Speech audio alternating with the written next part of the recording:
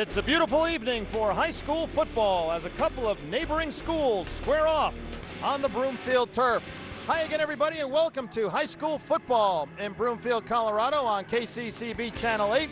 I'm Bill Rogan along with Brett Davis, and tonight we have the Legacy Lightning from 5A taking on the Broomfield Eagles from 4A. Both teams are undefeated, but what makes this really intriguing, Brett, these kids all know each other. Absolutely. Only a few miles separate these two schools. Sort of the same community. These kids all grew up playing different sports together, so they definitely know each other well. And the defenses will certainly be challenged tonight. Both teams have dynamic offenses, and when you look at Legacy, Desmond Fernandez is the name that jumps out. Absolutely. He had 188 yards last week down in Florida for their game against Chaminade Madonna down in Orlando at the Wide World of Sports there. He had a big game. They came back from a 17-point deficit largely on his back. You have to imagine Legacy, after winning a game in Florida, they're pretty confident heading into tonight's game. Absolutely. Going down and playing under the bright lights down there on the stage against a Florida high school. Very well known for their high school football down there. So absolutely, very confident team. And we've seen Broomfield many times in the past. They are awfully tough in their home stadium, and they're even tougher when they have guys like Trent Ireland and Dan Gubel. Dan Gabel carrying the ball as a running back, very dangerous. And Ireland back there in the special teams. He had 2 touchdowns last week, an 85-yard punt return and a 99-yard kickoff return, so definitely somebody that Legacy needs to look out for on special teams. Well, both teams, Brett, have great defenses and offenses. Maybe special teams will be the difference. Absolutely. It's the way they always say, the 1/3 of the game is special teams, and they can absolutely turn a game. And a lot of people here tonight. It will be a packed stadium. Brett and I are looking forward to the opening kickoff coming up next.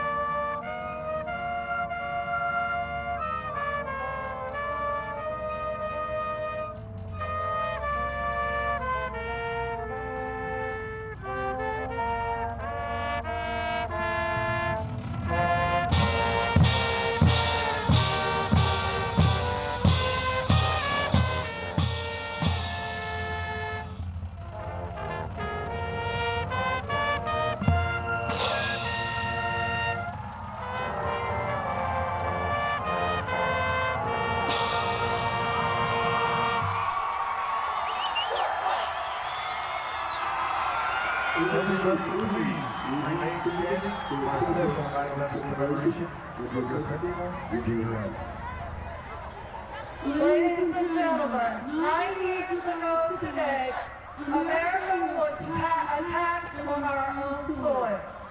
The day can be remembered for many things.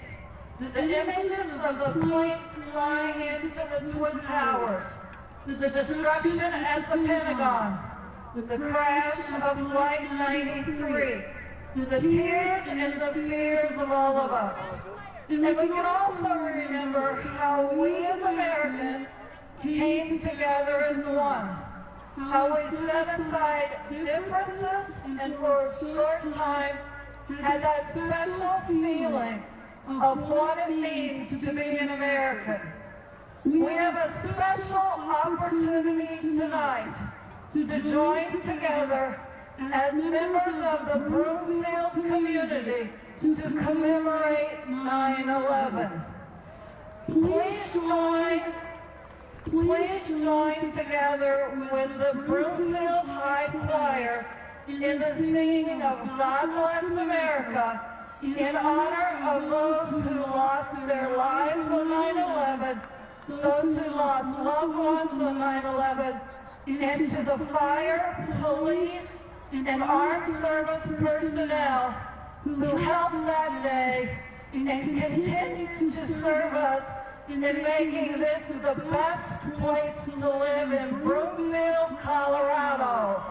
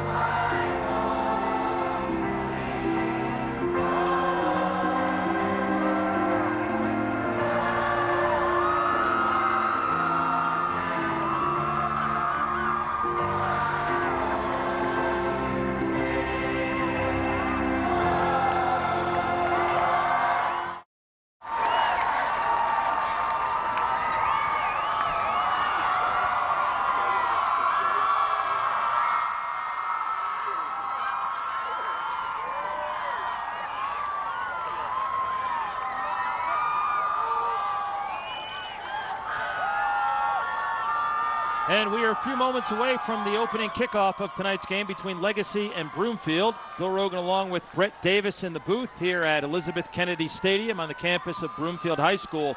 And Brett, we heard the Star-Spangled Banner. Great job as always by the Broomfield Band. And a very touching rendition of God Bless America. Absolutely. Remembering the tragedy 9 years ago today. But coming together as one there. Very touching tribute, though. And we have a huge crowd, and right now the captains are meeting at midfield. Gives us a chance to let you know that the referee tonight is Greg Prosser, the umpire Tom Cassell, the head linesman Chris Platts, the line judge Clint Scher, and the back judge is Pat Hoffert. And two experienced coaches for Legacy. Wayne Voorhees, he's been around for a while. This is his 8th season, although he's a relative amateur as far as time is concerned. Gary Davies, his counterpart, 23rd season as the head coach here at Broomfield. And the nice thing about Gary Davies, Brett, he also played here. This is his high school, so he's invested decades into this school. Absolutely. It's always good to when you coach your alma mater, it's a very touching thing, and it just means that much more to Gary. This is our house, says Broomfield, and we have seen in the past they are very difficult to beat here in Broomfield, Colorado. And the referee has flipped the coin. Broomfield has won the toss. And we'll see if they take the ball first.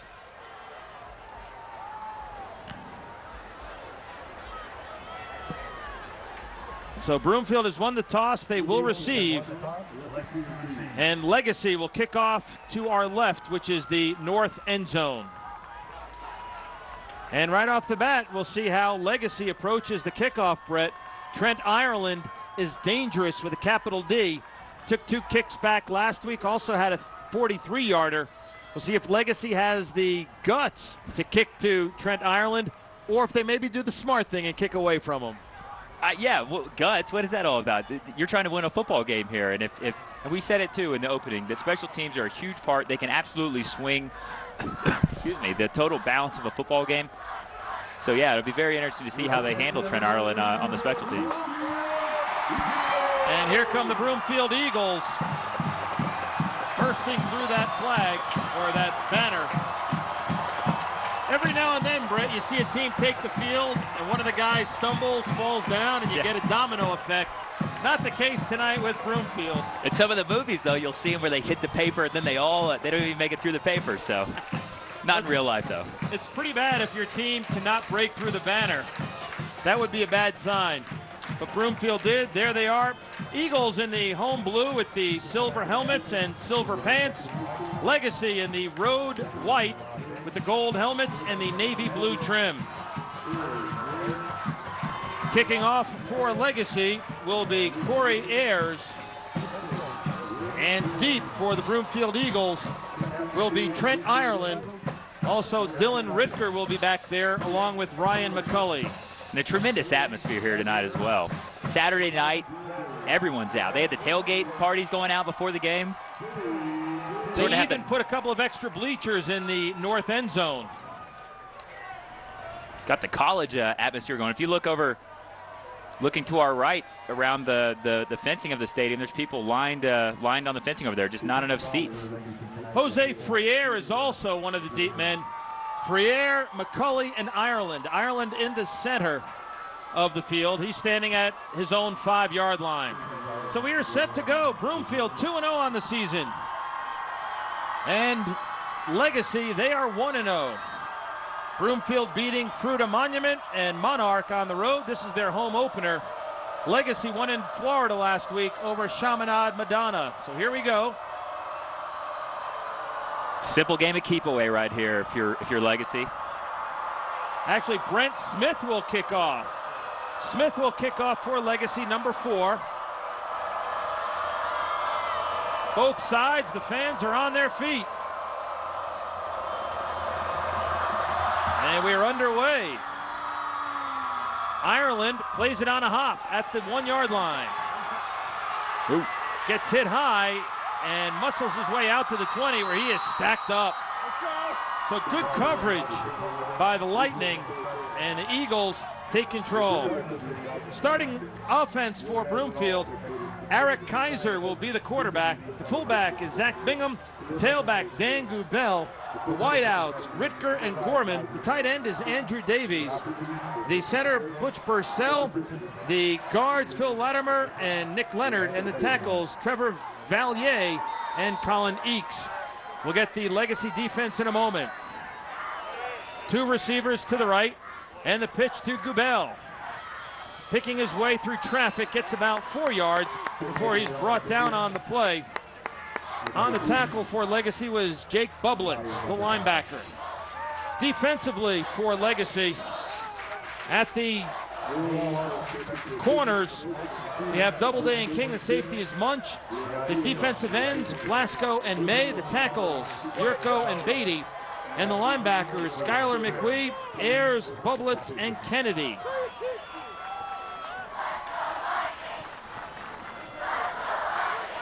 Now 2 men to the left. Kaiser gives to Gabel. Up the middle. Gets about 3. He'll be short of a first down. Skylar McWee, the 6'1", 215-pound sophomore, on the stop. So a makeable 3rd down, Brett. Yeah, and you see they're running that pistol formation where the quarterback is in the shotgun with the running back behind him. You see a lot of colleges do that these days. But yeah, just letting him run behind Valier and Lattimore over on that left side.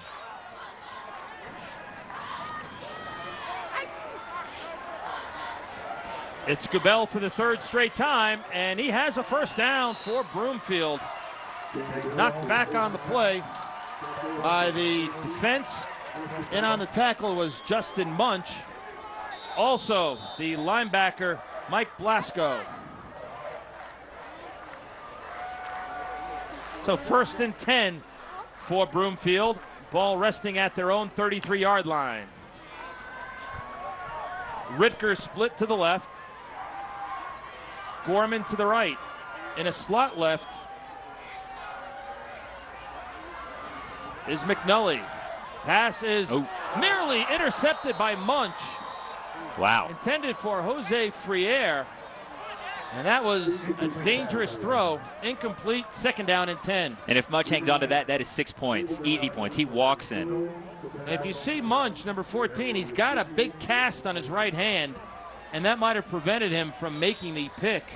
He read that like a book. I mean, he looked out there. They wanted to set up that quick pass out to the outside, and he was right there. Gorman split to the left. Ricker to the right, Friere in a slot left.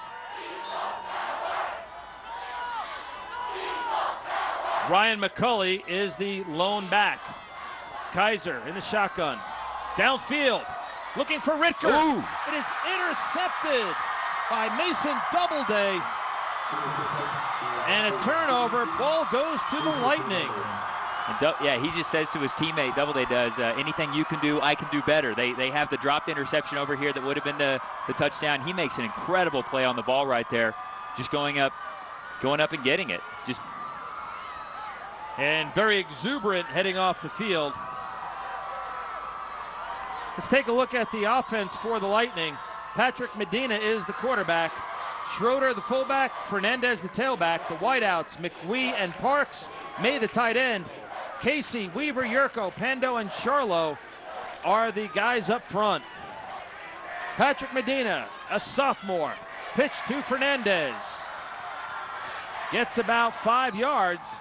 Nice first down carry. Tackled on the play. And that was Phil Latimer on the stop. So call it 2nd down and a long 5. Defensively for Broomfield, up front they run a 5-2. It's Nemi, Leonard, Roberts, Latimer, and McLean. The linebackers Kutchis and Underberg. The corners Ireland and Ritker. Gentry and Gorman are the safeties. Ball is on the 43-yard line of Legacy. And here's the give to the fullback. And plowing his way for a first down is Eddie Schroeder, the junior. Just quick dive up the middle right there. And that's something that Broomfield going forward, if they keep running that with success, they'll have to stay honest with that, and that'll allow Legacy to get Fernandez out to the outside. Corey Ayers comes in at a tight end spot. Cameron McWee split to the far side. Christian Parks to the near side. Fernandez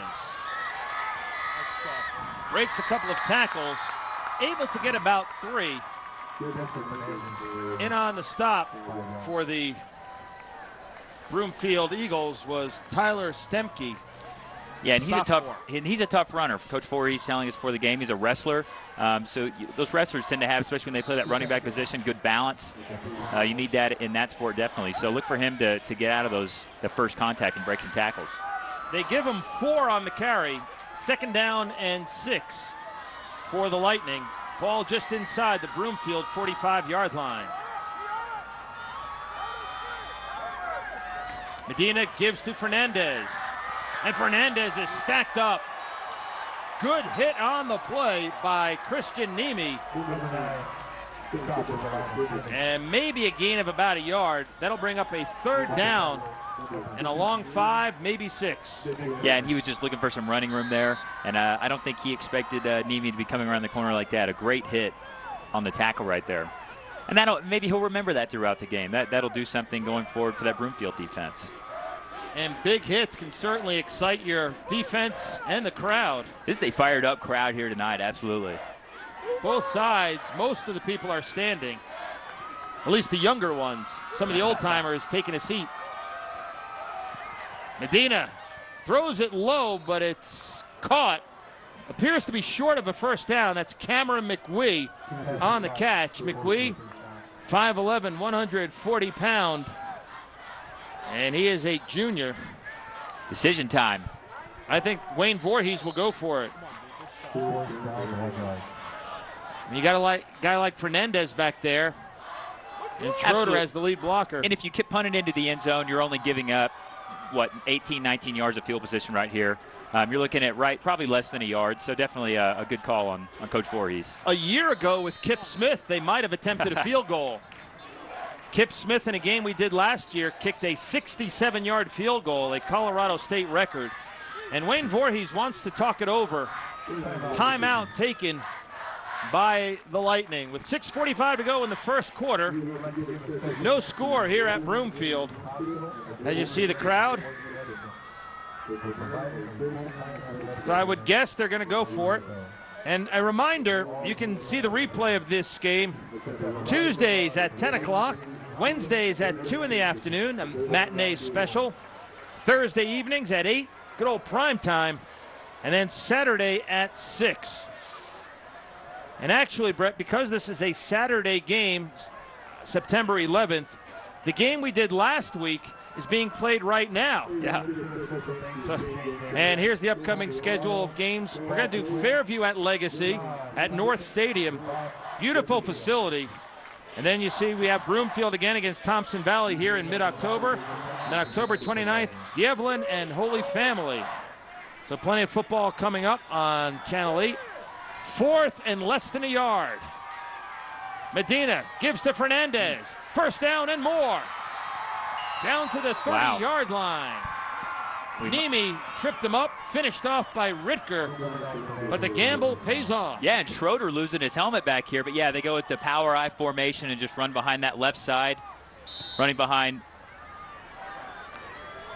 Yes, and you see right there, yeah, the power I, power to the left, right there, getting around that left side, getting the yardage they need to keep this drive going.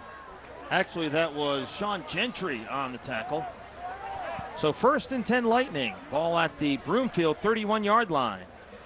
Opening possession for the Lightning following the turnover. The interception by Doubleday. Fernandez met head on but still goes forward, gaining some yards. Gentry from his safety spot made the initial hit. But those good running backs are able to still get positive yardage after the initial hit. Yeah, running behind Austin Yurdo on that right side over there, but just he keeps the legs moving, is able to absorb that initial contact right there and falls forward. The good ones, as we talked last week, they fall forward. They get that positive yardage after the first hit, get 2 and 3 more yards. Gentry got low, but probably should have gotten a little bit lower. 2-yard gain, 2nd down and 8.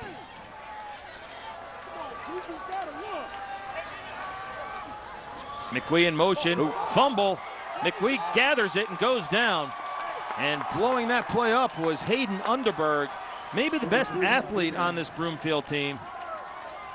And that was fortunate for Legacy that they got a true bounce.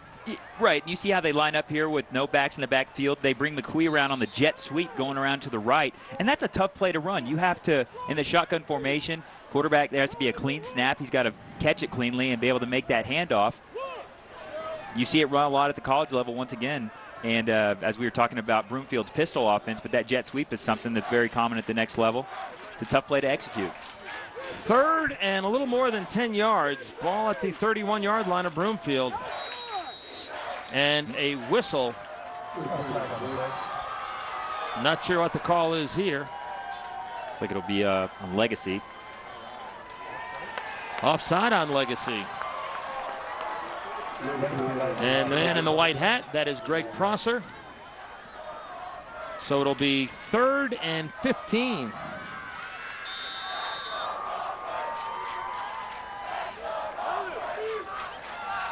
Coming to the near side is Christian Parks, and a slot left is Cam McWee. Now McWee in motion.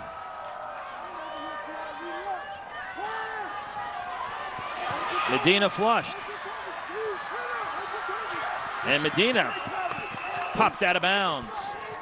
Good pursuit by Gentry, the safety. And that'll bring up a 4th down. And good coverage downfield too, Brett. And a good decision on Medina's part not to throw it up for grabs. You know, this is a long game. What happens when you turn the ball over, Bill? You lose. Absolutely. So keep the ball here and live to fight another day. Again, good pursuit by Gentry.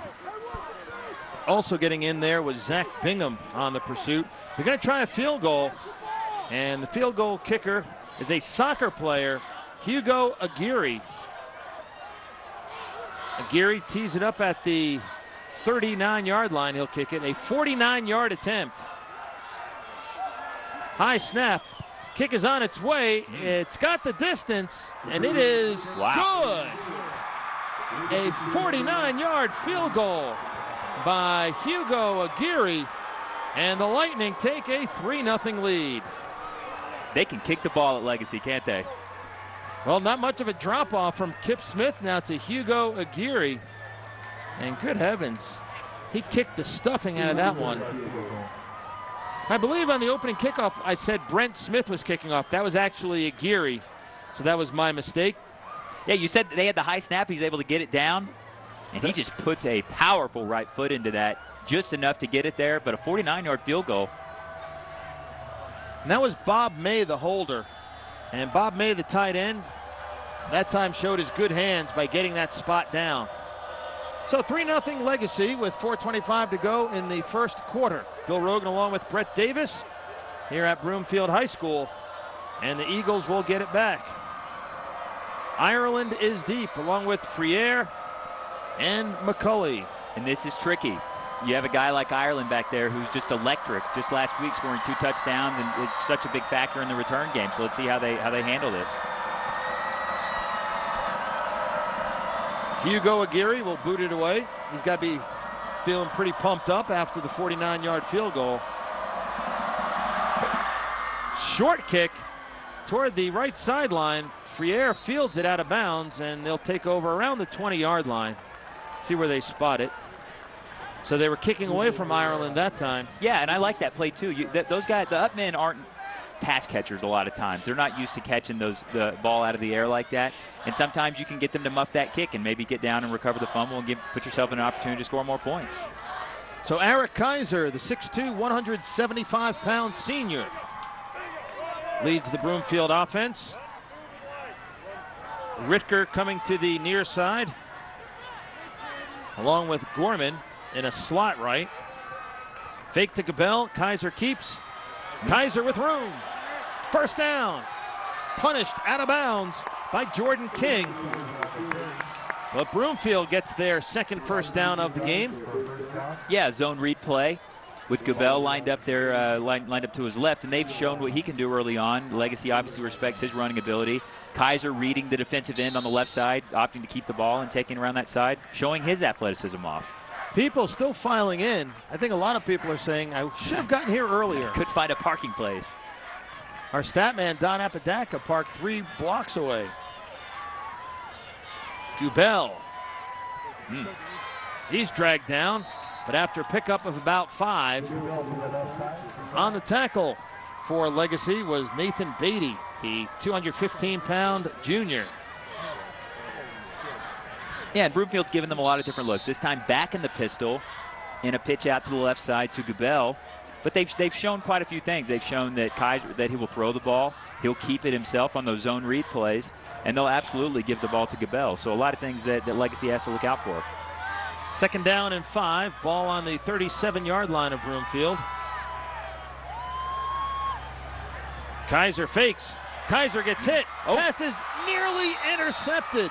Pressure applied by Corey Ayers, and nearly with the pick was Mike Blasco, the defensive end.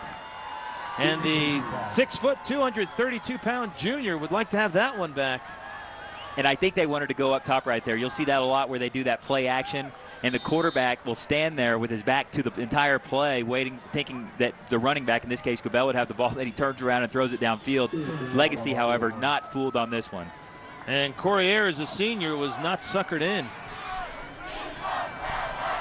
2 men split to the right for Broomfield, facing a 3rd and 5. Gubel up the middle. Gubel has a first down, but a flag flies. King on the tackle. Also Bob May in that area of holding. We'll take another look at this, Brett. We'll see if we can spot the infraction. Yeah, safe play, giving it to your star running back Gubel here.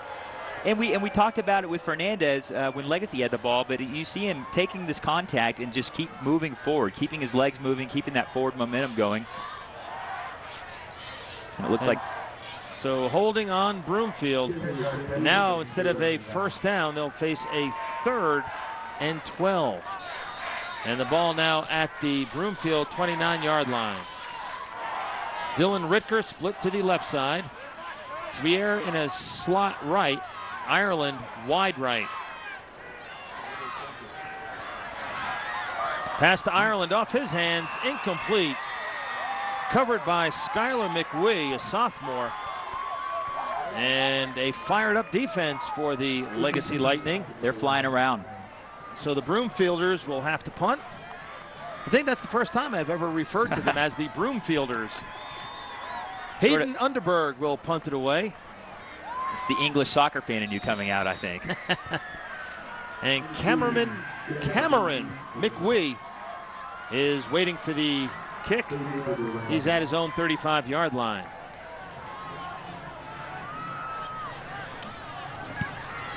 High punt. McWee calls a fair catch and has it at the 36-yard line. A very fired up student section right here in front of us for Broomfield. 33-yard punt by Underberg. And the Legacy offense will take over once again. You know, and they were very raucous the last time Legacy had the ball. Maybe they can become sort of a 12th man here tonight for Broomfield. Well, Broomfield, they're being challenged, of course. In the history, these two teams have only played 3 times according to Gary Davies, 4 times according to Wayne Voorhees. Who's counting, right? But Broomfield has never beaten Legacy. They've had some good games, but Legacy has always come out on top. And you know the Broomfield kids would like to be the first Broomfield team to beat the Lightning. And we've got a tackle in the backfield as Fernandez goes down, and he goes down hard. Tyler Stemke in there. He's been active early. Stemke, just a sophomore, 6 feet tall, 240 pounds. And again, the key to playing defensive line is disruption. You're not always going to get the stats, but if you can get in that backfield, right there you see him. He has to stop his plan. Fernandez does. He wants to go around that right side, but he's disrupted. He has nowhere to go and allows your other teammates, your defensive teammates, to get to him, make the tackle. Zach Bingham also in on the tackle for Broomfield. And also sticking his nose in the play was the defensive lineman Colin Eakes. Medina heaves it deep. And it is broken up, nearly intercepted. 4 Broomfield players surrounding Cameron McWee. That was pretty good coverage there, Brett. It was, and we talked about it on Legacy's last possession. Medina making a good decision on the 3rd down play to just tuck it and run out of bounds when he sees he doesn't have a receiver. That's an example right there of maybe not the best decision to throw it downfield. Again, there were 4 defenders around the ball. Usually when there's 4, you have one of your guys there. The 4 will typically win that one. And the ball floated a little bit on Patrick Medina. 6'3" sophomore, 192 pounds. Fernandez, the lone back. He's got 17 yards on 7 carries thus far. So we approach 2 minutes to go in the first quarter. Going downfield, looking for McWee, just past his grasp. Again, well covered. Dylan Ritker, the senior corner, on the coverage. Coach We'll see a punt here, Brett. Yeah, Coach Voorhees and his offensive staff showing a lot of confidence in Medina right here. That's a tough pass to make. You see him dropping, looking to his right, and he's trying to hit an out pattern over there on the sideline about 15 yards downfield. Definitely not an easy pass to make for a young quarterback. So Hugo Aguirre will punt it away. Ireland and Ritker deep. Trying to kick it toward Ritker, and it goes out of bounds. Not the best punt in the world, but there was no return. We'll see where they spot it. And it is a 24-yard punt. Got a little crowd surfing going on here in front of us. Rambunctious group of students here at Broomfield. Explain crowd surfing, Brett. It was a young man.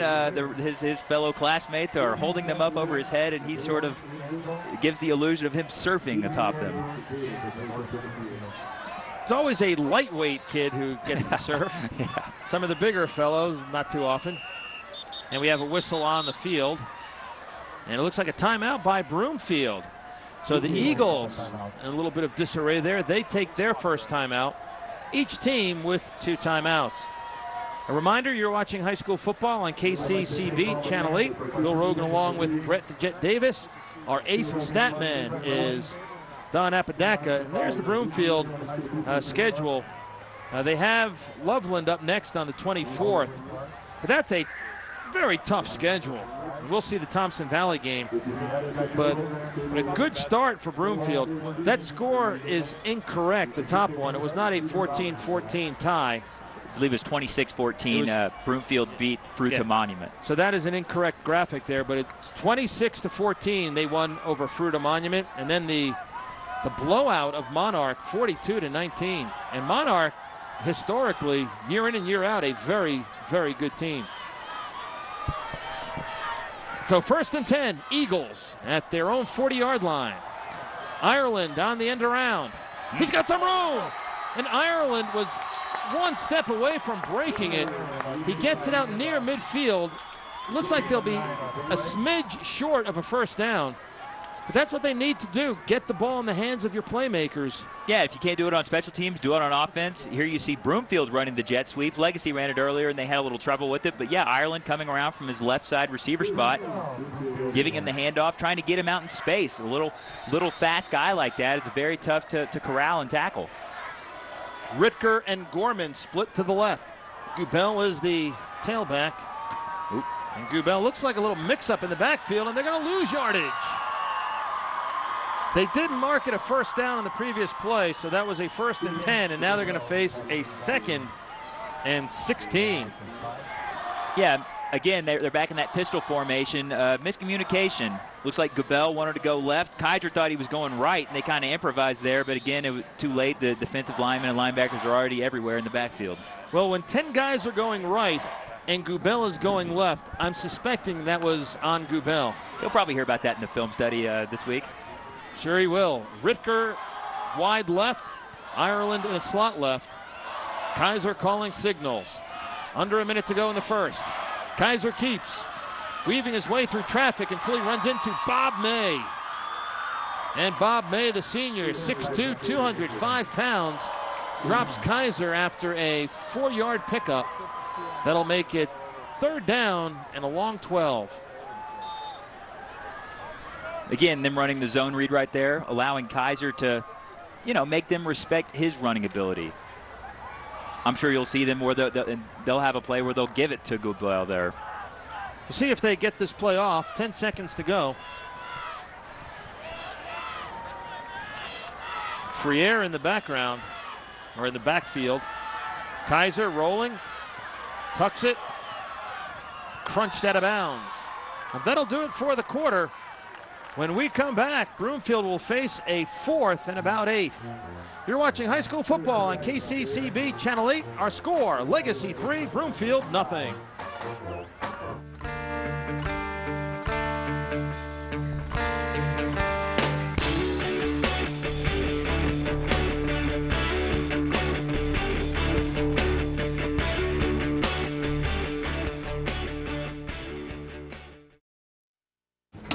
Two weeks vacation, starting now. Sweet. So, where are you going on vacation?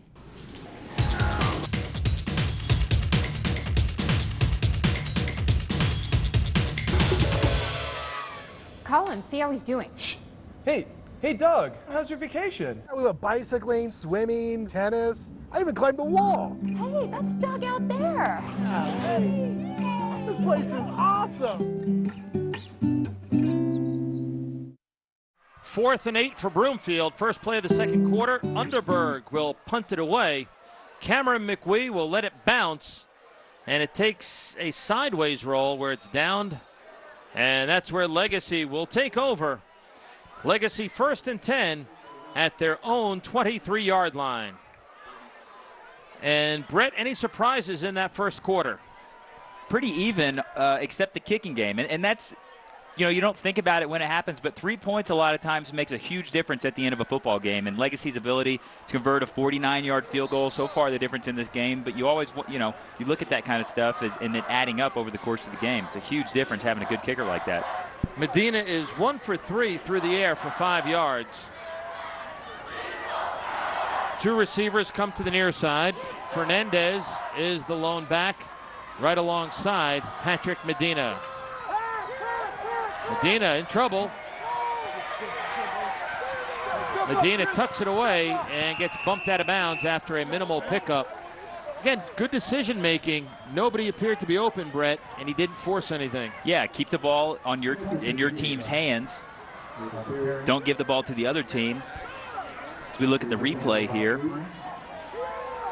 you know, looking like they're trying to move the pocket out to his right side. Actually, no, he was pressured there, but getting out to his right side, looking downfield, and deciding that it was best not to throw it up for grabs, just tucking himself. And he ends up getting, 4 yards out of the play, positive yardage. Phil Latimer, the defensive tackle, applying the pressure. Gain of 3, 2nd down and 7. Fernandez, bottled up, gang tackled, goes down. Latimer made the initial hit, helped out by a bunch of blue-clad Eagles, and it looks like they lost a yard on the play. And I want to see how Latimer was able to get in there. Trying to run around to the left side, but again, the Broomfield defensive line sort of winning the battle in the trenches with Legacy, getting their defensive linemen into the backfield and not allowing Fernandez to do what he wants to do. Excuse me, Brett, I was just going to say Zach Bingham applying a big hit as well. So 3rd and 7. A long 7 for Legacy. Wideouts on each side. McWee and Parks. And a whistle, delay of game on Legacy. Now in high school, very few high school stadiums have play clocks. So the quarterback has to look at the back judge, and with 5 seconds left, the back judge will start moving his arm in a motion, counting down the seconds. And that time, the sophomore quarterback, Patrick Medina, did not get the play off. So 3rd and 12.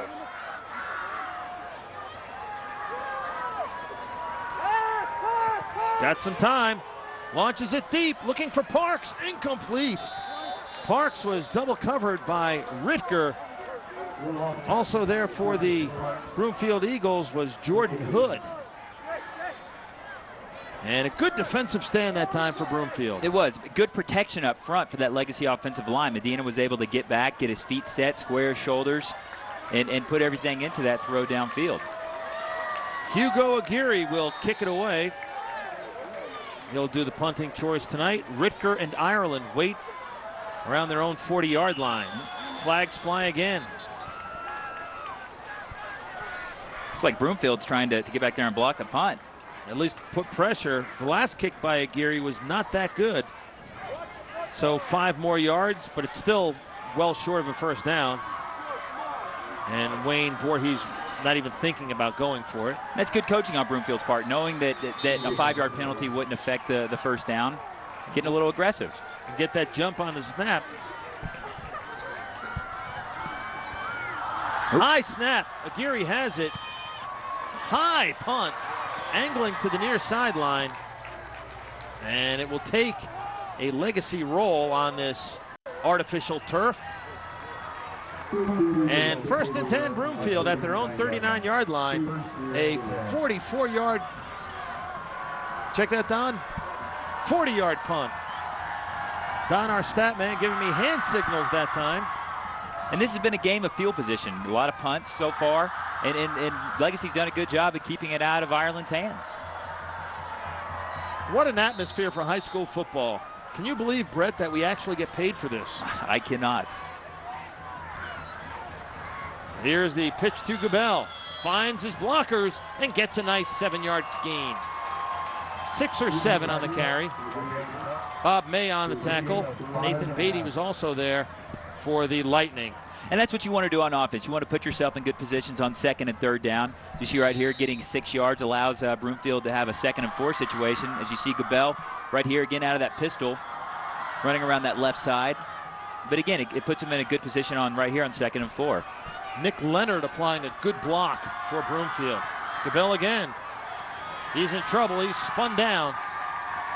Leading the charge for the Lightning was Zach Wilson. And it looks like Broomfield's thought is, if it works once, let's try it again. But Legacy says not so fast. Gubel, 7 carries, 16 yards. So while Gubel's not off to a great start, he's one of those guys, it's only a matter of time until he breaks one. These defenses played very well tonight, though. 3 wideouts for Eric Kaiser. Kaiser downfield, batted down and nearly intercepted. Garrett Kenny, the 6', 167-pound junior, with the key defensive play. That'll bring up a 4th down situation for the Eagles. And I bet, Brett, that Kenny would like to have that opportunity again. I think he would. Looked like Kaiser was looking that way the whole time, and when you're in that, sit back in that zone defense like that. Well, Kaiser 0 for 4 tonight passing. Hayden Underberg will punt it away. Good snap. Here comes the rush, and Underberg blasted over the head of McWee, and it goes down to the 7-yard line, out of bounds. I think McWee might have thought he may have touched the ball and then wanted to make certain, so he grabbed it at the 6. But a terrific punt by Underberg. 54 yards, no return. Well, I think that was a good heads-up play by McWee. I don't think he thought he touched it. I think he realized he had that sideline right there. So if he didn't field it cleanly, he could just knock the ball out of bounds and not let it go down maybe any further than it was and put his team in worse field position. You could be right, Brett, and you probably are right. You know, the way defenders use the sideline as another defender. Yeah. But he knew he better not mishandle it. Absolutely. So Legacy, their worst starting position tonight. 1st and 10 at their own 6-yard line. Flags fly.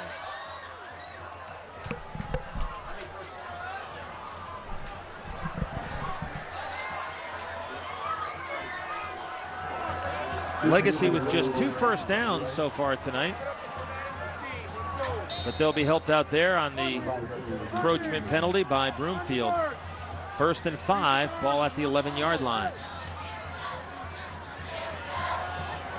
And I look to our right where the scoreboard is. The flag is half-mast. Again, a touching ceremony before the game regarding 9/11, 9 years ago. Just a horrible situation. Here's the give to Fernandez, and he barrels his way near the 15-yard line. Not quite a first down. And the tackle was made by Underberg. Also for Broomfield, Tyler Stemke.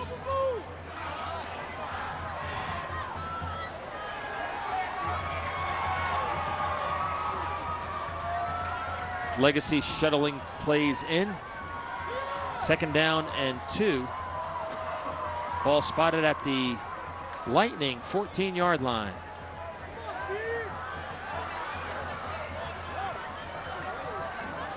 Power I formation. Fernandez on the give. 1st down. Across the 20-yard line. And a new set of downs for the Lightning. And we've been talking about Fernandez, the penetration that Broomfield's been able to get, but right here he's able to get a full head of steam through that hole on the left side behind Weaver and Pando over there. But for the most part, him and Gubel haven't been able to get a whole lot of comfort level going, a lot of rhythm. These defenses have been all over him tonight. Cameron McWee in motion. Desmond Fernandez breaks one tackle, but could not break the other. So he had a Broomfield player draped on his leg. Not sure who that was. Looks like it was Gentry, the safety, who's been pretty active so far tonight. That'll bring up a 2nd down and 8. And again, we've been talking about it. You want to put yourself, as an offensive play caller, you want to put yourself in a good position. And a guy like Desmond Fernandez, as we said, rushed for 188 yards last week. Given the ball, nearly lost control of the football. Yeah. Sliding around in his hand. Good job by our camera crew. Draw to Fernandez. Spinning his way forward. Well short of the 1st down. Fernandez, 11 carries, 35 yards. Across the way, I see the Legacy fans. Someone was holding up a sign that just said, "Go Dez." That's a good nickname, Dez. The only other Dez I know is Dez Bryant, now with the Cowboys. Dez Bryant of the Cowboys, formerly an Oklahoma State Cowboy. Is he the kind of guy who can only play for one team? It sounds like it, yeah. Well, Dez Bryant, a good player, and Desmond Fernandez. Maybe Desmond Fernandez will have to get into hockey and go play for Tampa Bay. Medina. Little dump off, complete to the fullback, Schroeder, but it was a low pass. He couldn't do much with it, and it will be well short of the first down, and Broomfield holds, setting up a punting situation. And Medina was upset with this throw. But he had McQuee streaking down the right sideline as well, but I don't think that he wasn't really in the right place to, as I said earlier, to really get his feet set. It would have been a long throw downfield. He didn't give his fullback a chance to run with the ball because it was too low. Got to watch a fake. Aguirre, line drive kick. And fielded by Dylan Ritker at his own 37. 5-yard gain before he is dropped like a sack of potatoes by Zach Wilson. And Broomfield, good starting position here in this 3-0 ball game. 6 punts in a row by both teams. That's a 24-yard punt. So it's been a field position battle. Right now, Broomfield is winning the field position, Brett, but they still have been unable to get inside Legacy territory. I think maybe once they got inside the 50-yard line. And like I said, it just shows you the value of place kicking in this game of football. Kaiser being pressured. And he gets back to the original line of scrimmage as he gets tackled. Good defensive stop by Austin Yurko. Another good decision right there by Kaiser. I mean, they're not, these two quarterbacks, him and Medina, are not putting up numbers that are just lighting up the stat sheet. But again, being a quarterback is all about managing the game. You know, put your team in the best position, and what is not the best position is throwing a bad pass, throwing an interception. So a good decision there by Kaiser to keep it. He actually got a yard on the carry. 2nd down and 9, Eagles. Gubel, nowhere. Terrific penetration by the linebacker, Jake Bublitz. As you see right here, Broomfield trying to run a counter play over to the left side. And just again, disruption, getting in the backfield. Bublitz getting back there in the offensive backfield and making a play. Bublitz, sophomore, 6 feet tall, 208 pounds. 3rd and 11 for Broomfield at their own 40-yard line. Kaiser with some time. Sideline pass is caught, but well short of the first down. Is it caught? No, incomplete. No, it's not. Incomplete. Thought he might have had it, and that was intended for the tight end, Andrew Davies. And Andrew Davies, just a sophomore. He's the son of the coach, Gary Davies. So deep is Cameron McWee at his own 30-yard line, awaiting the punt from Hayden Underberg. A little more than 4 minutes to go in the second quarter. Still 3-0 Legacy. Beautiful punt. Good heavens. Ball will bounce. Oop. And McWee making a bad play. Ball is loose. Flag flies. And it's the fumble recovered by Broomfield. Good heavens. That was gift wrapped for the Eagles. And this has been a very well-played game so far. Both of these teams, their special teams coming out playing great. The defense is playing great. And it looks like McWee might have made the first mistake in this one, and it might allow Broomfield to put 6 points up on the board. Trying to field the punt inside his 10. That's usually the rule of thumb. Inside the 10, just let it go. And Broomfield's able to get on top of it. 1st and goal at the 2-yard line. Touchdown. And Broomfield is no signal yet. Touchdown. It was tough. Touchdown. Yeah, Kaiser just going straight ahead right there. He's a big athletic guy, standing down there on the field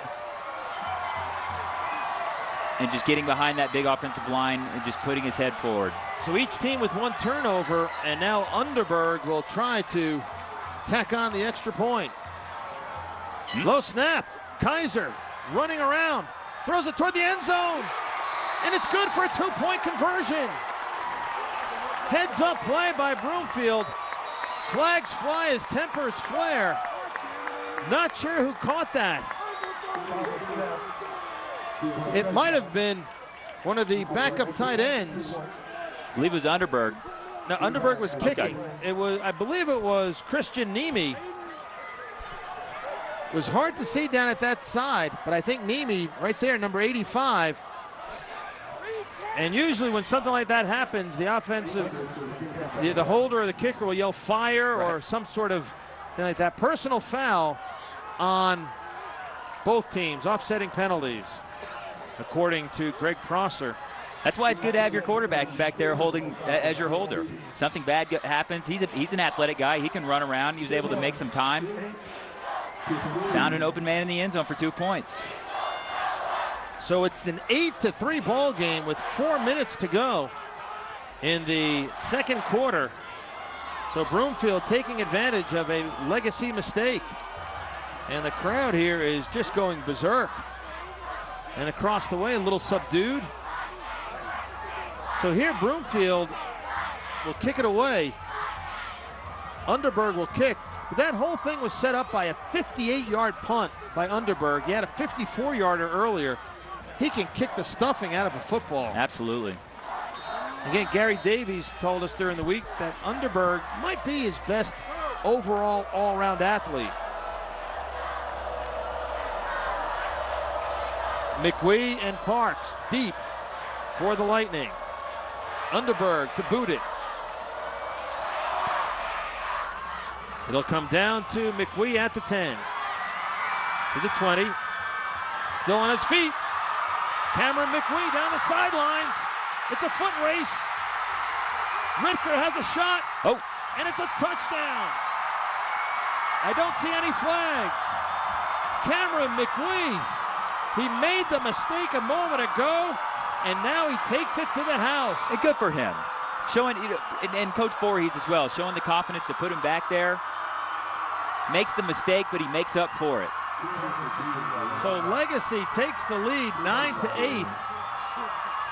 Oh, they're going to say he stepped out of bounds at the 12-yard line. Good heavens, so we're a little premature there. And let's take another look at this, Brett. We'll see if we can spot where he stepped out of bounds. But it is not a touchdown. Avoids Ireland there.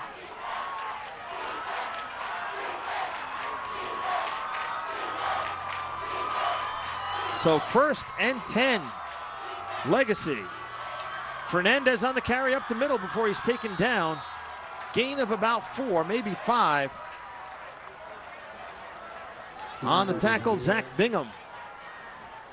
Yeah, and the way this game has been played, a very well played game outside of the muff punt back here. And here, Ritker just got enough to push him out of bounds. But as I was saying down here, if you're Legacy, ball security is the key right here. You absolutely have to get points out of this possession. 2nd down and 6, ball at the Broomfield 8-yard line. McWee in motion, low snap. And the quarterback keeps it. Medina gets down close to the goal line. It's a 1st down inside the 2. I'm not sure if that was a planned play, Brett. It was a low snap and maybe he improvised. But Medina's showing good speed to the outside. Good speed, good improvisation, as we said. Both quarterbacks tonight. Just it's almost as if, the anything you can do, I can do better game they're playing. Kaiser down here with the bad snap on the PAT. And there's a good look at the sophomore quarterback as he puts his mouthpiece in. Power I formation. Fernandez off right tackle. Touchdown, Legacy.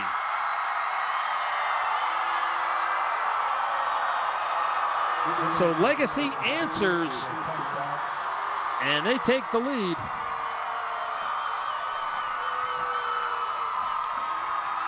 And good for Cameron McQueen, as we said earlier. He sets up the Broomfield touchdown back here with the muff punt, but then coming right back with the long kickoff return, putting his team in a good position, and they're able to score a touchdown. So Aguirre will attempt the extra point. Bob May, the holder. 9-8 Legacy.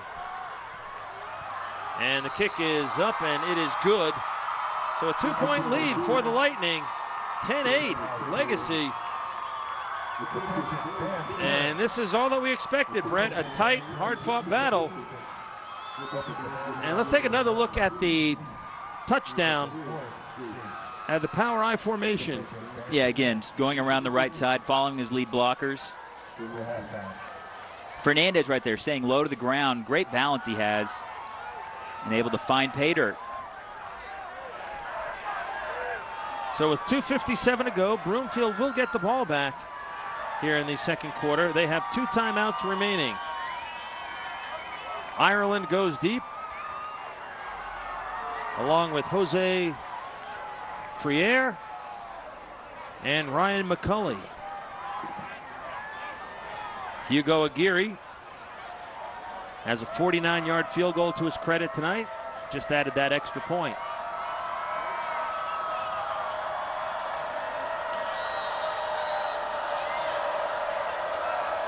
Again, we'll see if they kick it away from Ireland. I'd like to see him get a chance to run one back. Again, last week he did his Rocket Ismail impression with 2 kickoff returns against Monarch. One was a kickoff, one was a punt. Well, I'm sure Rocket did that a time or two, though. Yes, he did. Here's Ireland. He will get a chance. Oh, they're going to call it a touchback in the end zone. And, man, I hate that rule.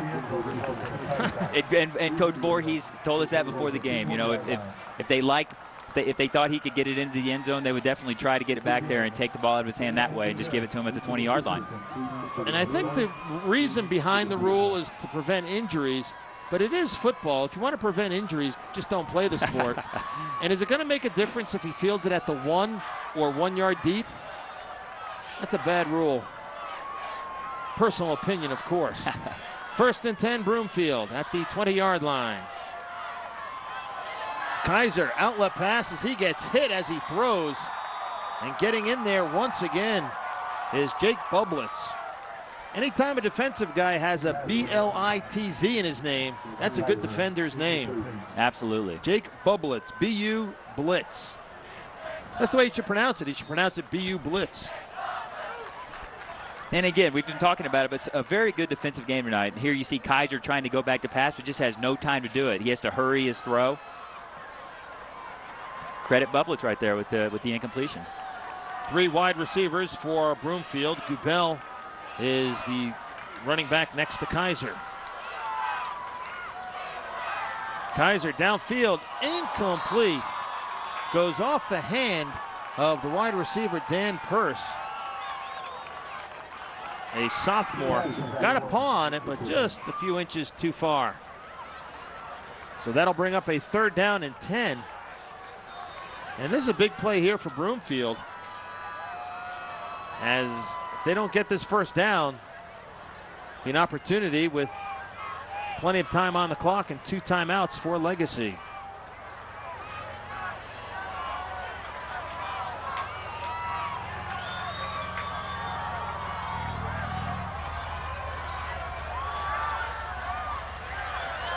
Kaiser in trouble. Launches one. He's got a man open. Incomplete. Good heavens. He had a guy downfield. That was Andrew Davies, the tight end, and a little too much mustard on it. And that brings up a 4th and 10. So Underberg will come out to punt. And he's got a 54-yarder and a 58-yarder to his credit.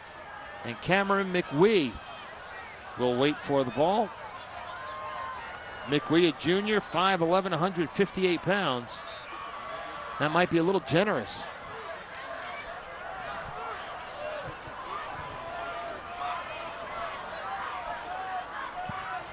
High punt. McWee calls for fair catch at his own 47-yard line. So good field position for Legacy. Yeah, we can see here if Legacy can put a sort of a 2-minute drive together, about 2.5 minutes left in the half. To come out with some urgency, try to move the ball downfield and get some points. We already know they have a very good place kicker who's got some range, at least out to 49 yards that we saw earlier. So we'll see if they can put some more room between themselves and Broomfield. Well, to give a shot for a field goal, they'll need to get around the 33-yard line. That would be about a 50-yard kick. Schroeder, the fullback. Fernandez, the tailback.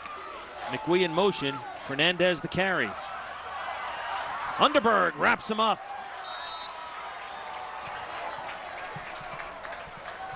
Gain of about 1. And this is simply good pursuit here, Brett. Great pursuit by Underberg. You see, it's just a foot race to get to that corner over there. Great angle on the play as well. That's defense it's all about, just beating him to a certain spot, taking the shortest path to get there. And he met him at that spot, makes the tackle, and allows him 2 yards. Flung him to the turf.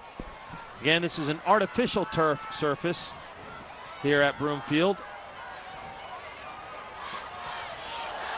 Pass is incomplete, and a penalty marker flies.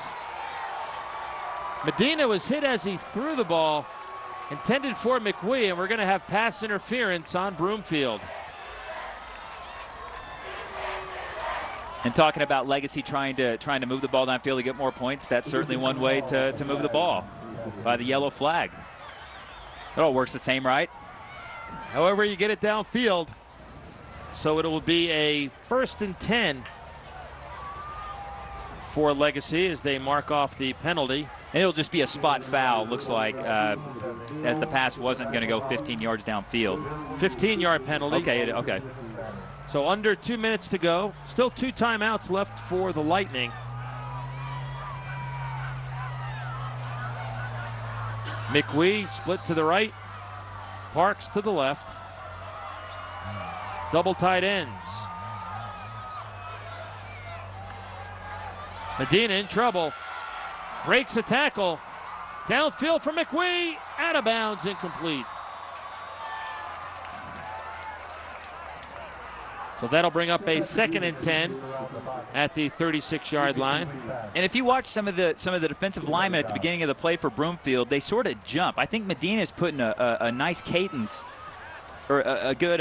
He's putting some hard counts in on his cadence, maybe not allowing Broomfield to really shoot off the ball, giving them some hesitation, buying him a little bit more time. But yeah, as you see, rolling out to the right, trying to find McWee down the right sideline. Evan Toogood is in the game. Split to the right. McWee in motion. Fernandez breaking tackles. Fernandez down to the 25-yard line. And it looks like he's got enough for a 1st down. Legacy now in field goal range with 1:39 to go. Just inside the Broomfield 25-yard line. Again, just keeping his legs moving, just staying low, almost sort of hiding amongst all the taller defenders. He just keeps him moving, keeps picking up positive yardage. Such a determined effort. Ritker made that last stop. Throwback across the field. And breaking a tackle. And continuing on his way is Schroeder, the fullback, inside the 15-yard line. Boy, Schroeder shook off that initial hit and was able to get the 1st down. And if you're Broomfield, you've got to make that tackle out there in the open field. You do that, you tackle him for a loss, the clock is running, maybe make them burn a timeout. But yeah, as you say, Schroeder is able to shed it, get downfield, pick up a 1st down. Ball is at the 13-yard line. Medina, quarterback draw. And Medina wrestled out of bounds. Nemi on the tackle. Another good decision by Medina right there. Knowing he's close to the end zone, know he's at 1st down, he still has 50 seconds left. He could have thrown the ball, but he stays out of trouble. Again, picks up positive yards. A nice move on his part as well when the pocket was collapsing on him to get outside and work with his legs. But good decision making by Medina once again. 2nd down and 4. Ball resting on the Broomfield 6-yard line. Eagles need a stop. Full house backfield, power I. Fernandez cuts it up the middle. Hit by Ireland, still chugging along, dragging tacklers. Touchdown! Wow. Dez Fernandez, good heavens. That is as good a run as you'll ever see. And it's 16-8. With the extra point pending, Legacy in the lead. And boy, Brett, that kickoff return by McWee has turned this whole game around. So Hugo Aguirre will attempt the extra point.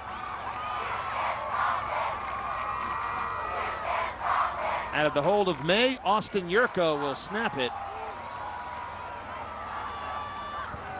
And it's drilled down the middle. You think that the extra laps running around the wrestling room when the temperature was cranked up to 120 degrees for Fernandez helped out there? He is a wrestler. He is. So with 42 seconds to go in the first half, it's Legacy 17, Broomfield 8. And let's see how in the world Fernandez scored. Again, just keeping moving, just determination, refusing to go down. I mean, he should be tackled right there. They should be at the 2-yard line, 2nd goal. He gets out of it and just pushes the Broomfield tacklers into the end zone. And he never went down. No, he didn't. Broomfield players went down, but Desmond Fernandez, just incredible. So with 42 seconds left, if you're Broomfield, if you don't get good field position here, you might want to go into the half down by just 9. They do have a game breaker back there themselves. They would love, don't you think Coach Davies would love for them to kick it back there to Ireland, let him get his hands on it? Well, the last kickoff, Aguirre sent it into the end zone. Ireland caught the ball, but a yard deep. And in high school, once the ball gets into the end zone on a kickoff, it's blown dead and comes out to the 20. So Aguirre will try for another touchback. This crowd is loud.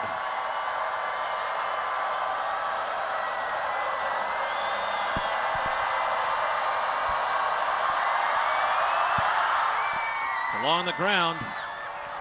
Friere takes it to the 30. Friere has his helmet grabbed off. There'll be a face masking penalty. Pushing and shoving.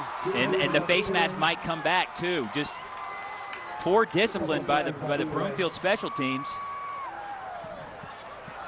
So they're going to get a face mask penalty, but then there may have been a personal foul penalty on Broomfield. And that's a killer. You know, you bring out, you have a great kickoff return. You get 15 yards tacked onto it. You got a guy like Kaiser. He hadn't completed a pass tonight, but he's very capable. He got good receivers. They've got time to maybe even get down in field position or score a touchdown. And it was this. It might be. They might. Could be offsetting personal fouls, but they should call the face mask.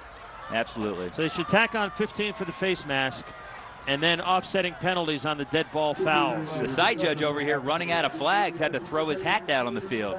Mason Doubleday, who had an interception earlier tonight, he was the guy who pulled the helmet off of Jose Friere.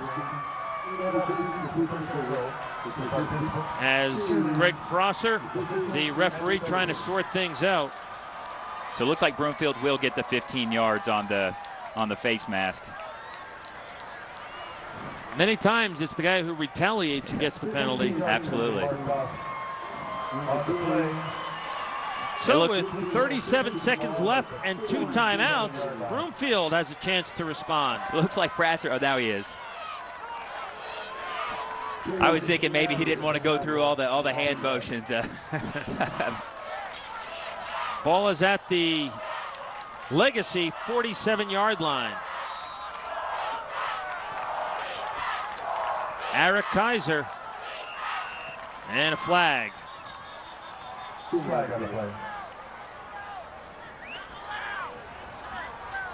I glanced to my right, Brett. Where did our stat man go? Looks like Broomfield's going to march forward. I have no idea where our stat man went. So you can keep stats for the last 37 seconds. 5-yard penalty on Legacy. And that is Legacy's third penalty for 15 yards. So 1st and 10 at the 42-yard line. Every little bit helps. Gorman goes to the far side. To the near side, it's Ritker. Gubel up the middle, 1st down. Inside the 35-yard line to the 34, gain of 8. Stops the clock, very important.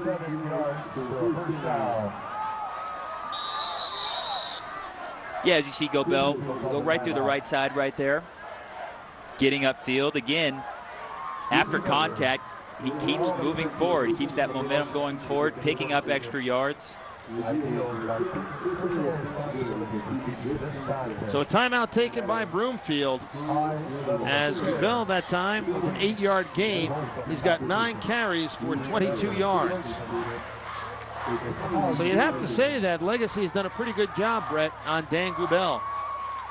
Both defenses have played well tonight. And this has been a very well-played game. There's the upcoming schedule for the Lightning. That Fairview game is going to be a good one.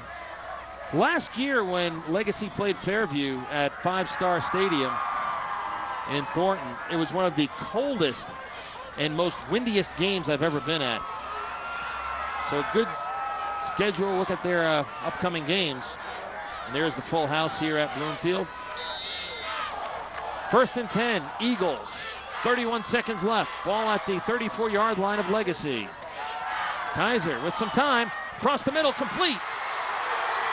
Down to the 14-yard line. Christian Nemi, the junior, 6'1", 210 pounds, on the crossing pattern. And they're in the hurry-up offense. And Kaiser's able to get some time. Finds him over the middle. 1st and 10, clock is now running. Kaiser, pass incomplete. Looked like it was intended for Dan Pierce. That'll bring up a 2nd and 10, but it stops the clock with 17 seconds to go. Actually, that pass was intended for Gorman. Again, stops the clock. They're able to huddle up. They don't have to worry about the umpire spotting the ball and then the clock starting. Yeah, so able to get a play in, take their time a little bit. You take a shot at the end zone? I don't see why not. Broomfield has 1 timeout remaining. Gubel still on his feet, down to the 11. Timeout. Timeout is taken by Broomfield. That is their final timeout of the 1st half. This is the area right here. They may have 1 play to take a shot into the end zone. They got to make sure the receiver has to make sure he's in the end zone, and Kaiser, if the guy's not in the end zone, has to make sure he will get into the end zone. So, well, a sack or anything not out of bounds, and the clock runs out. Right. Do you take a field goal here? A field goal makes it a 1-possession game going into halftime. No, I think they should take a shot. Try a quick shot to throw it. Fade, maybe? Maybe a fade, but let Kaiser know that if it's coming, to throw it at those fans over there in those temporary stands that they've set up.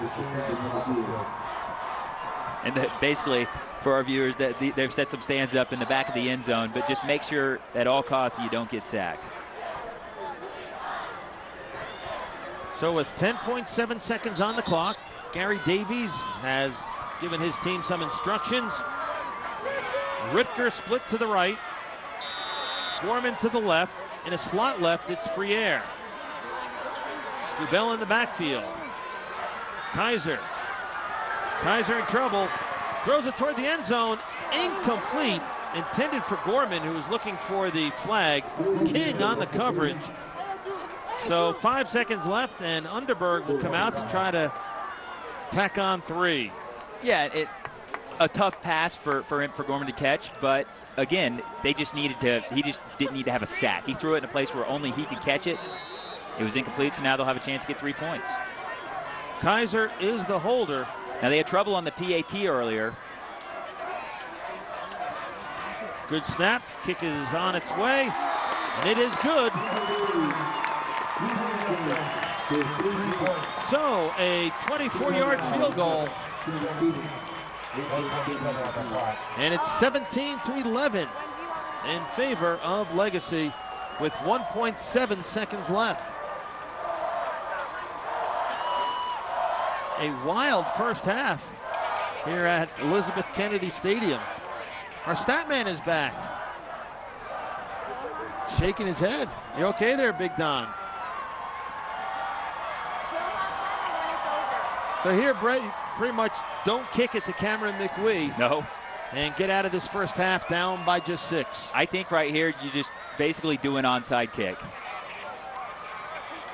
Put it in a place where they cannot make a return. Maybe just kick it to that second level of up men there.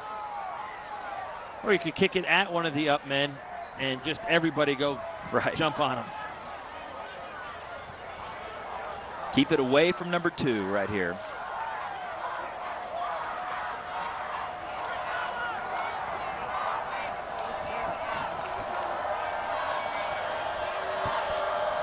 I would be shocked if they kick it deep. Underberg, number 18, will do the honors.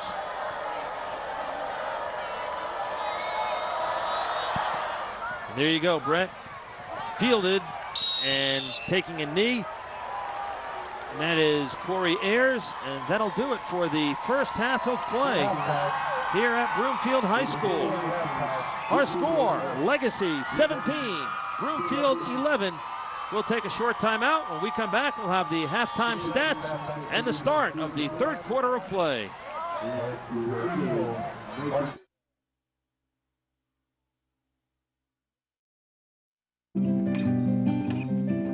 It's a great place to grow a small business. Or a high-tech multinational corporation. Have a healthy lifestyle.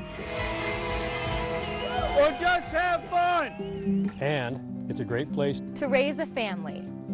But most of all, Most of all, it's a great place to call home.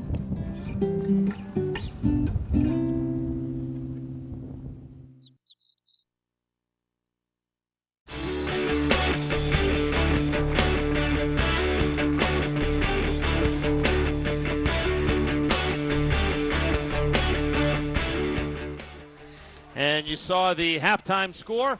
Legacy 17, Broomfield 11. It was 3-0 after one quarter, and then each team adding points on in the second quarter. Let's take a look at the halftime stats. Rushing-wise, advantage for Legacy, 90-68. Neither team, Brett, passing the ball very well. Do you expect that to change in the second half? I fully expect for this to be more of a running game, fought in the trenches. Again, only the 6-point margin.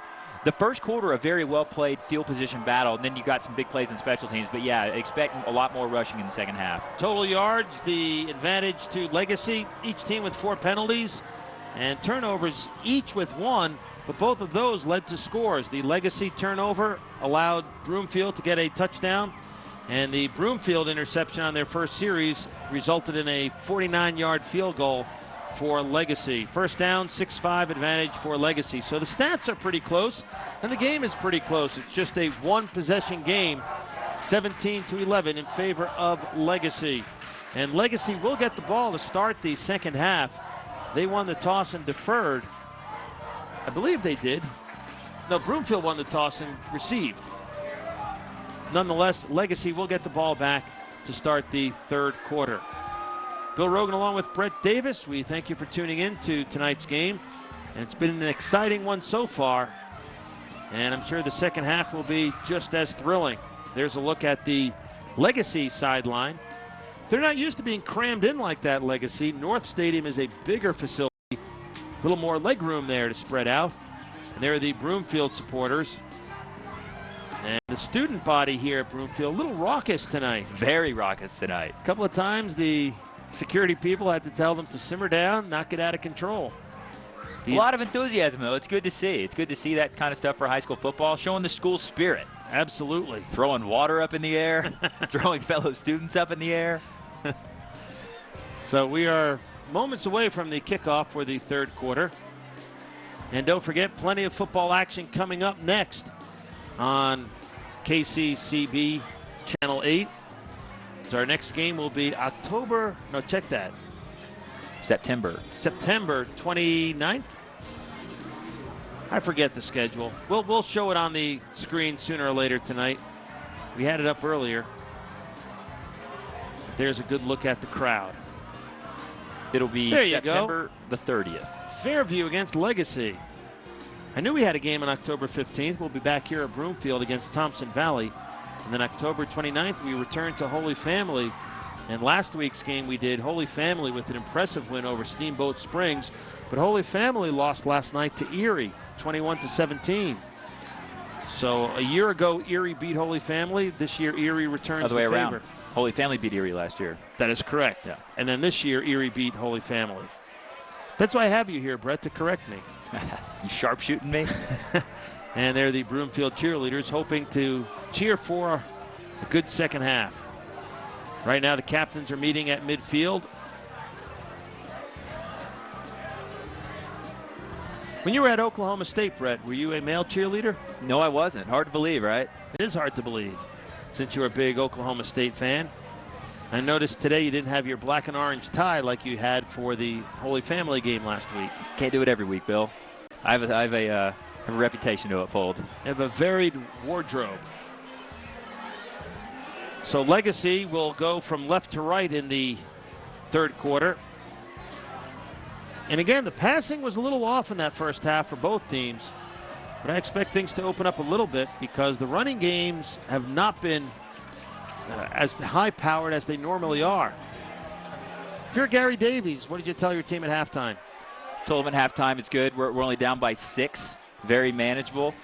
Go back to what you were doing in the first half, or excuse me, the first quarter, winning the field position battle, opening up big holes. They got to win the battle up front in the trenches. Parks and McWee are deep for Legacy. Underberg will kick off for Broomfield.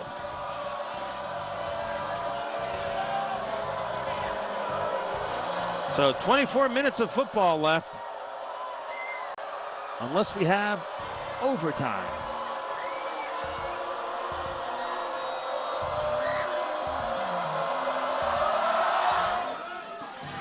McWee at the 7. Ireland with the tackle. So that time, McWee was bottled up near the sideline, and Trent Ireland with the solid hit. And that'll bring out the Legacy offense led by sophomore quarterback Patrick Medina. He's 6'3", 192 pounds, doesn't seem to be rattled at all by the big crowd. This is a guy I think is going to be one heck of a football player as he moves along in his career. And he's shown a lot of moxie tonight, as we've pointed out many times, making a lot of good decisions. We take a look at the kickoff return there. Fernandez is the tailback. He follows the block from Schroeder, and he gets taken down after a short gain. Making the tackle for Broomfield was Nick Leonard. Again, Broomfield able to get in the backfield, but Fernandez able to get positive yardage after first contact. Gain of 2. Second down and 8, ball at the 24-yard line of Legacy. So I know you're a uniform guy, Brett. I'm going to ask you about the uniforms of each team after this play. How's that? Got it. I'd like to get your assessment.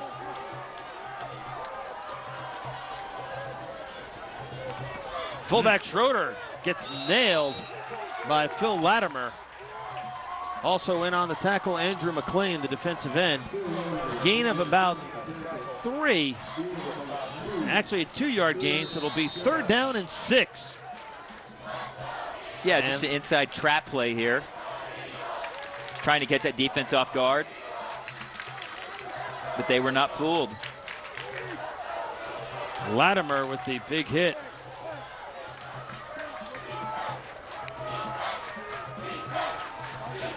Crowd looking for defense on this 3rd and 6. Shotgun formation. And a whistle. Timeout. Timeout taken by Legacy, and you hate to use those timeouts early. Especially in a close game. Okay, Brett, that gives us a moment. Uniforms. We'll do with the visitors. The Legacy Lightning. Good plain look. As we go ahead. As we see the calendar of events. Broomfield Days, the 18th. That's a fun event. Fishing at the bay. You like to fish? Not really, but yes, I like going out for that. I like to eat fish. And the annual Spooktacular. So go to broomfield.org. Not only the events, but everything else going on in your community. Good thing about both these uniforms, they're not too busy, you know. I like the shoulder stripes for Broomfield. Good clean look for Legacy. No just lines going everywhere. There's Brett. Assess your tie there, Brett, with the red tie. It's pink. Close it enough. Is pink, yes. So, all right, we got 3rd and 6. Pass is incomplete, intended for the fullback Schroeder out of the backfield. He was led a little too far. And I think some of the Legacy people squawking that he was held up in the backfield, but obviously not. Yeah, they're trying to get him out into space, but Medina just leads him a little bit too much. Ritker and Ireland deep at their own 45-yard line for Broomfield. Hugo Aguirre will punt it away. High snap. Aguirre, high punt. Ritker has it at his own 32. And he's dragged down at the 34-yard line. Good special teams tackle for Legacy by Adam Baca. What are your thoughts on the uniforms, Bill? I really like Legacy's uniforms a lot. That was a 49-yard punt, by the way. Like you said, very clean look. Look a little bit like Navy. A little bit, yeah. A little bit like the Naval Academy. I like the gold helmets. Broomfield, I like their colors. I'm not a big fan of their numbers. They're kind of hard to see. Shoulder stripes? Shoulder stripes are good. But I agree with you. Both teams have good unis.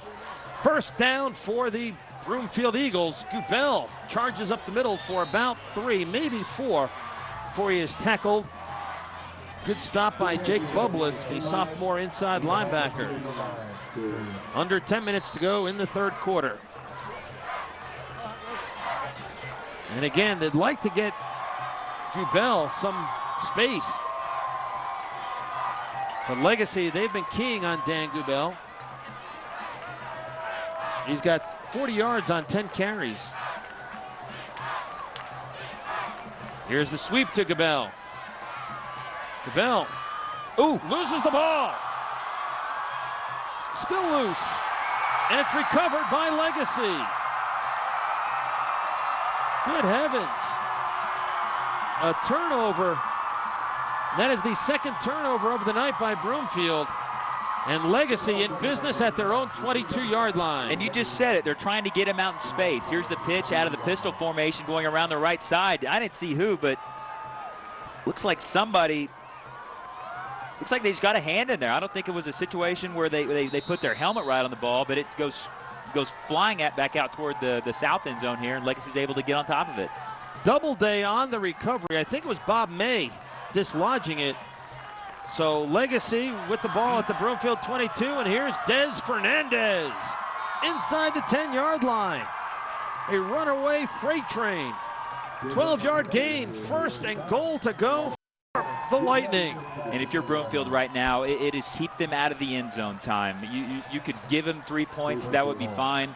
But you really don't, obviously you don't want to go down by 13 right here. You'd much rather keep it at 9. Or maybe even force a turnover yourself. See if they can take the ball away. Evan Toogood comes in at a tight end spot. Fernandez up the middle. Sort of a T formation there. Zach Bingham makes the tackle for the Eagles.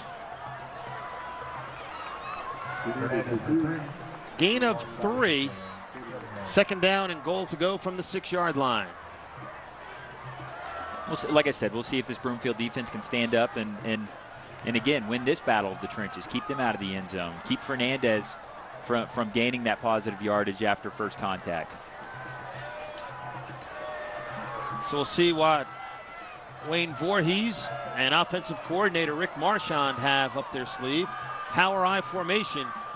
Fernandez strung out, and he is taken down at the 5-yard line. Good pursuit by the Eagles, led by Tyler Stemke. 3rd down and goal to go from the 5. A 1-yard gain for Fernandez. Fernandez on the night, 78 yards on 20 carries.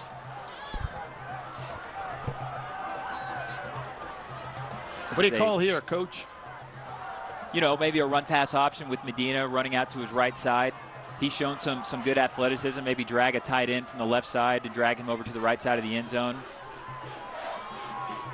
He's shown that he'll make the right decision in those situations. Bob May is not in there. Normally the tight end. It's a very good receiver. Medina looking toward the end zone. Touchdown! Corey Ayers, but hold everything. A flag on the play. Maybe I should have been a coach, Bill.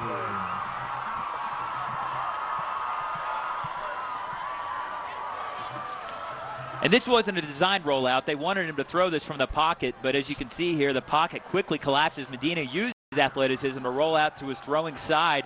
As you can see, constantly surveying the end zone. It looks like this is going to come back. Makes a nice throw off his back foot, finding the open man, putting the ball where only his guy can get it. But it will come back, as Ayers was there on the receiving end. An eligible man downfield. And that's what will happen sometimes when the quarterback is scrambling. An offensive lineman thinks he's going to tuck it down and run, and he's beyond the line of scrimmage. So a break for Broomfield. Good pressure applied by Nick Leonard. And the students continue to crowd surf. McWee split to the right. 3rd and goal from the 10. McWee in motion. Fake to him. Medina scrambling to the end zone. Incomplete as Ayers collided with one of the defensive backs. And that'll bring up a 4th down. And Brett, here's what you said. Hold them to a field goal try. Mission accomplished if you're Broomfield right here. And you never know. A field goal is not the easiest thing to accomplish. You have to have 3 things go right. You have to have a snap go right. You have to have the hold go right. And the kick obviously has to go through. 4 things, the blocking up front too. Absolutely.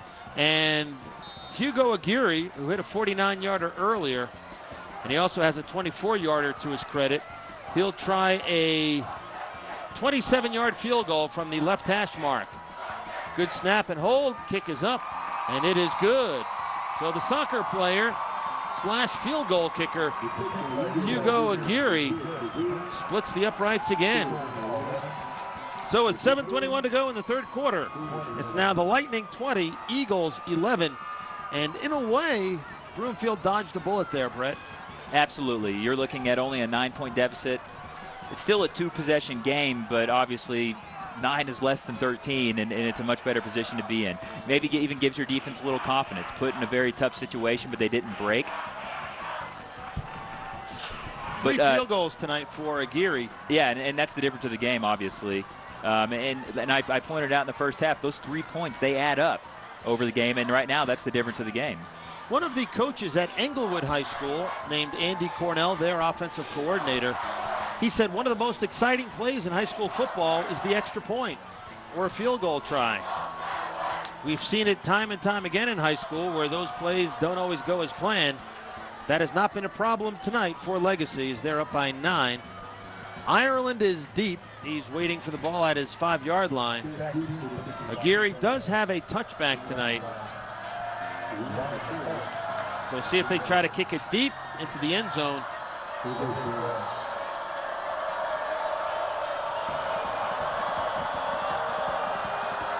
Flag is hanging still. No wind here tonight. It's a warm evening, but not too hot, not too cold. Perfect football conditions.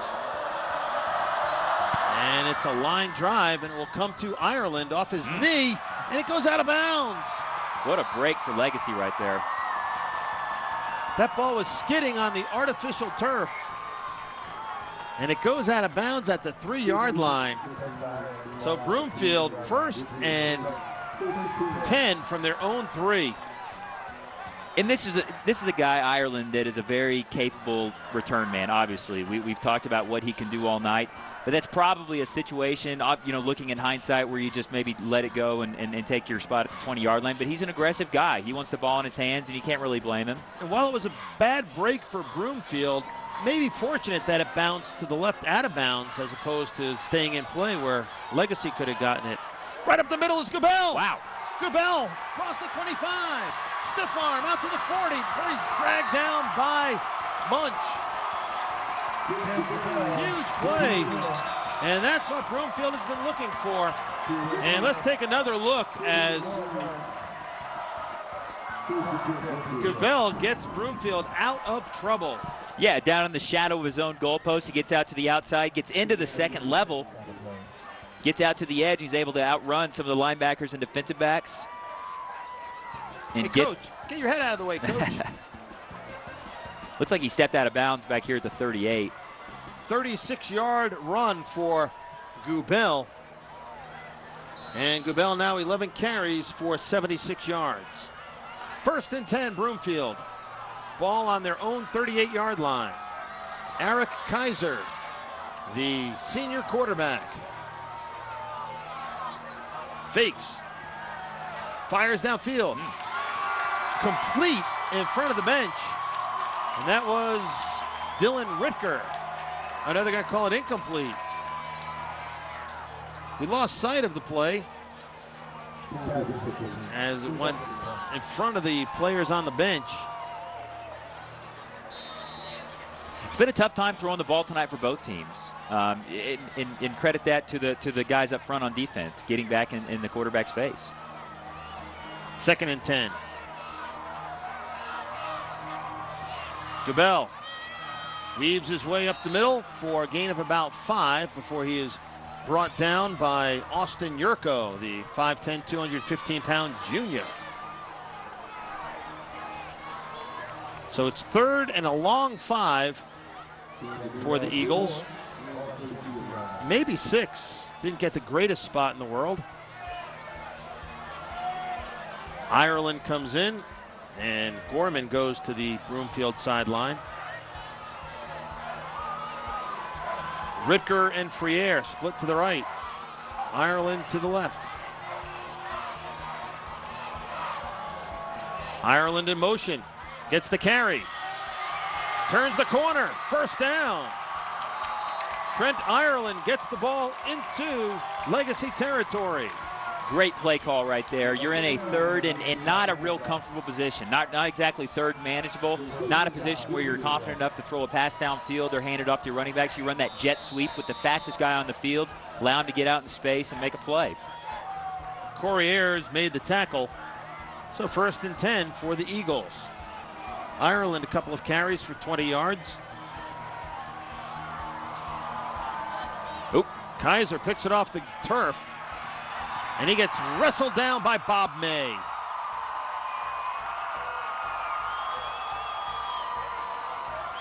You could tell Kaiser, too. I mean, that's a situation where you got to be very careful. But it looked like he's trying to maybe just get rid of the ball, too, to where his team doesn't lose any field position. But very fortunate not to lose the ball there to a fumble as well.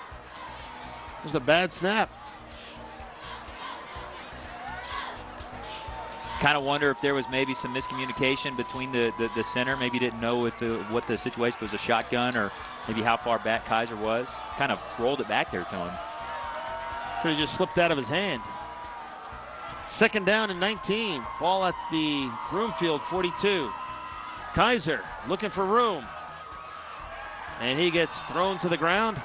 Good tackle, a sure tackle by Nathan Beatty. That'll bring up a 3rd and long for Broomfield. So a promising drive, and right now, unless they convert on this long 3rd down, they'll have been snuffed out.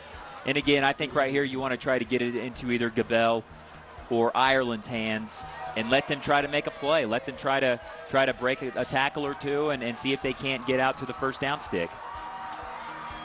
Nick Ongarato comes in. He's split to the left for Broomfield.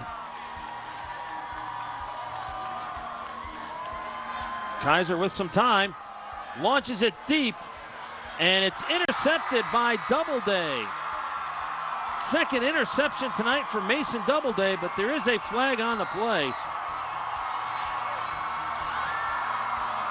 And if this stands, this isn't the worst thing for Broomfield. This could, you know, you're just turning the field position over. You throw the ball downfield like that, a guy intercepts it, and he falls down. There's no return on the play. It works out the same way a punt does. But Doubleday, both of his interceptions look the exact same. Him going up for the ball. Some great ball skills on his part. The acrobatic interceptions by Mason Doubleday, which would be a good name if he was a baseball player. So the third turnover of the night by Broomfield, and Legacy has it 1st and 10 at their own 30-yard line.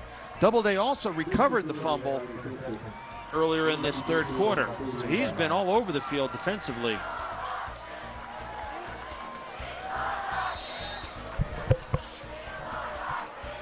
High formation. Looks like there was some movement on the left side over there for Legacy, so. Oh. And it's offside on Broomfield. Wow. Good thing you're not an official, Absolutely. Brett. The old encroachment penalty. Again, our referee is Greg Prosser, the umpire Tom Cassell, head linesman Chris Platts, line judge Clint Scher, and the back judge is Pat Hoffert. We saw earlier down here, my calling is more of an offensive coordinator, I think. That was the 5th penalty for Broomfield. 40 yards in penalties. Fernandez, first down. And it takes a host of Eagles to bring him down. And he is a tough runner.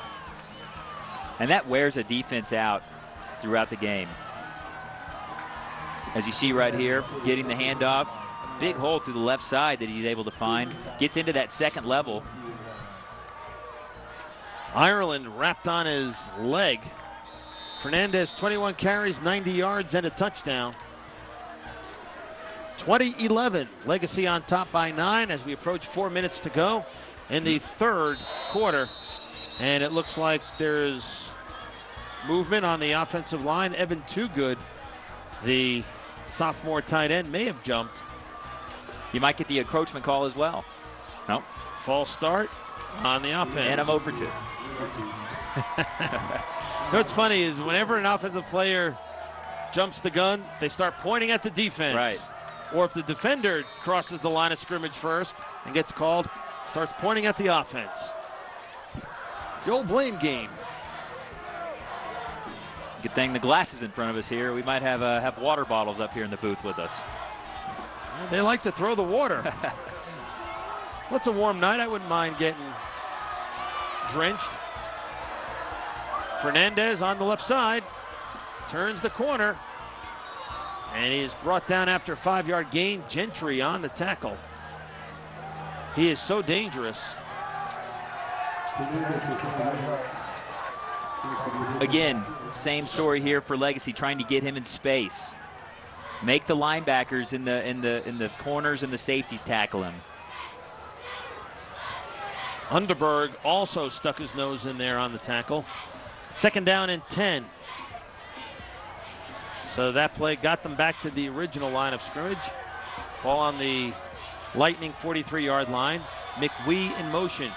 Pitch to Fernandez. Fernandez barreled out of bounds by Nick Leonard, senior defensive tackle at 6'2", 245 pounds. Gain of 2, and that'll make it 3rd down and 8. Again, Fernandez, they're very confident in that left side of the offensive line, running him around that way. Fernandez showed good hands there because the pitch was high. We've seen over the years sometimes the ball will hit a guy's face mask. But he got his hands up in front of his helmet. Legacy running to the left so much, maybe trying to lull Broomfield to sleep. Surprise him to the right. Medina floats one out for the intended receiver, and that was Eddie Schroeder out of the backfield. Too high for the junior. And the incomplete pass sets up a 4th and 8, so Broomfield should get the ball back in decent field position as Ireland and Ritker go back. And they've done a great job. We pointed it out before the game, but Ireland, at least on special teams, Legacy's done a great job keeping the ball out of his hands. We'll see if they can continue that right here. Medina 3 for 11 tonight, just 19 yards for Legacy. Low snap, and Aguirre gets it away. A nice punt. Ritker over his shoulder has it at the 18, to the 25, out to the 35. Picking up his blockers, down to the 43-yard line. A terrific return. A 37-yard return for Dylan Ritker. And again, special teams has been a big part of this game. Excellent return. Check that, a 47-yard return off the 41-yard punt. And I don't know if we'll see the punt itself. Yeah, we will right here. Watch out. They get 3 guys back here, and they all stay away from the punter. They don't allow themselves to get a penalty on that could have potentially negated that return. And obviously, the return by Ritker was great as well. Gubel to the near side of the field. Turns the corner before he hits a brick wall. And that brick wall goes by the name of Jordan King. Gain of 2. Second down and 8. And this just shows well-coached teams. The special teams is where a lot of that really comes out. As we see the end of Ritker's run here, he had a convoy of blockers out there, a lot of traffic where he wasn't able to really turn the afterburners on, if you will. But good pursuit by the special teams of Legacy, and Bob May gets a paw up. He's had a solid game on the defensive line. Absolutely. Getting his hands up in the passing lane. If you can't get to the quarterback, make it tough for him to throw the ball. By the way, on that punt return, Zach Wilson made the tackle. Otherwise, Ritker could have taken it all the way. Kaiser just 1 for 11, 14 yards. And I have a feeling if they're going to win this game, Broomfield, he's going to have to connect a few times down the stretch.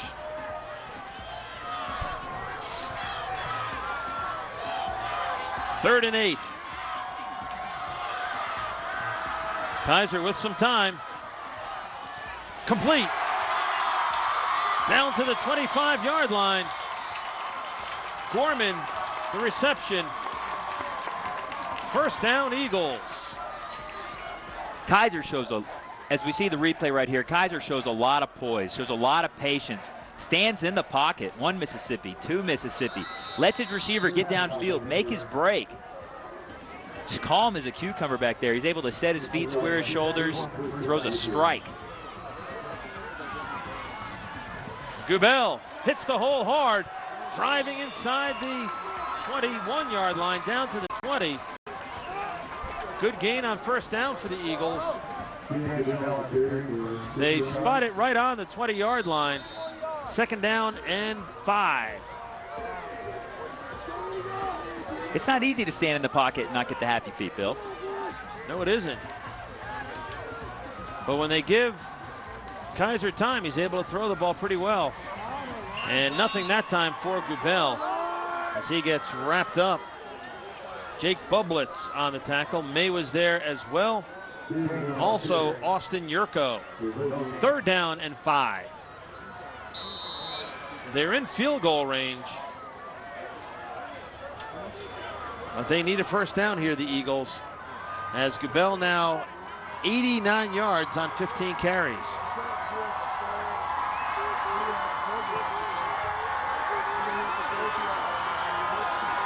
Gorman split far to the right side. Friere in the slot. Ricker split to the left. Kaiser pumps, looking for Ritker, and he is ridden off the play, and that's a flag. Yeah. Good call by the side judge, as on the defense was Jordan King, and he was just riding Ritker out of the play. Yeah, and they were going this way the whole time. They had man coverage over to the left. But yeah, King didn't make a play on the ball. That was his problem. He rode, we don't see the over there, but yeah, he basically just rode him out of the end zone. So first down for Broomfield. They'll spot it right on the 10-yard line on the pass interference.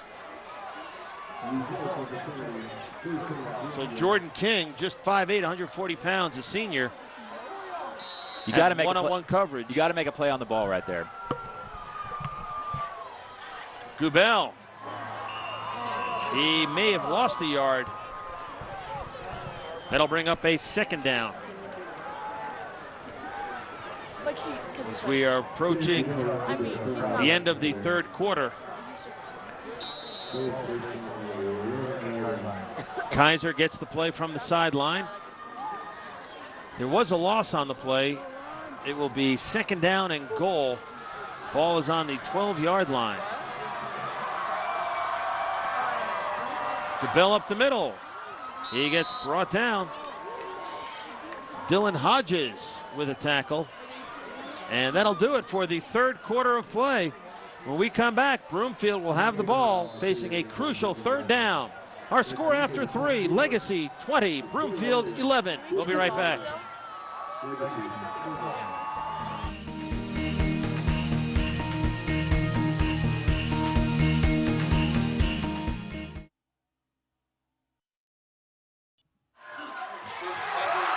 And incomplete on the 3rd and goal. The pass to the far corner of the end zone, intended for Ritker, incomplete. So the field goal unit comes on. So a good defensive stand there by the Lightning. It's 20-11, Legacy on top. And Hayden Underberg will attempt the field goal. This will be a 27-yard field goal attempt. Kaiser is the holder. Kick is up, and it is good. Tucked it inside that left upright. And Broomfield cuts the deficit. It is now 20-14, Legacy on top. Interesting goalpost here, Brett. The uprights don't go very high. No. But yeah, as we say, again, special teams. This has been a game fought on the special teams, in the trenches. These two teams are leaving everything out on the field, or not leaving everything out on the field, whichever one is the good one. but yeah, and now Broomfield has pulled themselves to within a one-possession game here. And they're down 6. The reason they're down 6 is on the bad PAT earlier in the game when they scored the touchdown. Kaiser was able to improvise and get 2 points out of it. So Aguirre has 3 field goals for Legacy. Underberg has a couple of field goals for Broomfield. And now it's up to the Broomfield defense. And if you're Legacy, keep giving them a steady dose of Des Fernandez.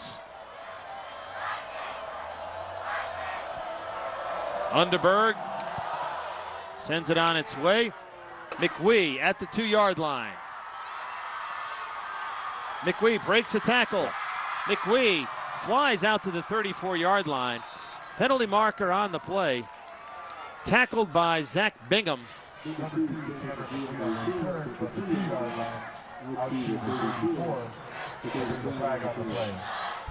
And the officials are talking it over. Yeah, just looking at the replay right here, McWee looking to go down that left sideline as he hits the speed button right here. Trying to weave through traffic, but another good return for Cameron McWee. Penalty is on Legacy, blocking below the waist on that kickoff return, so that'll push him back.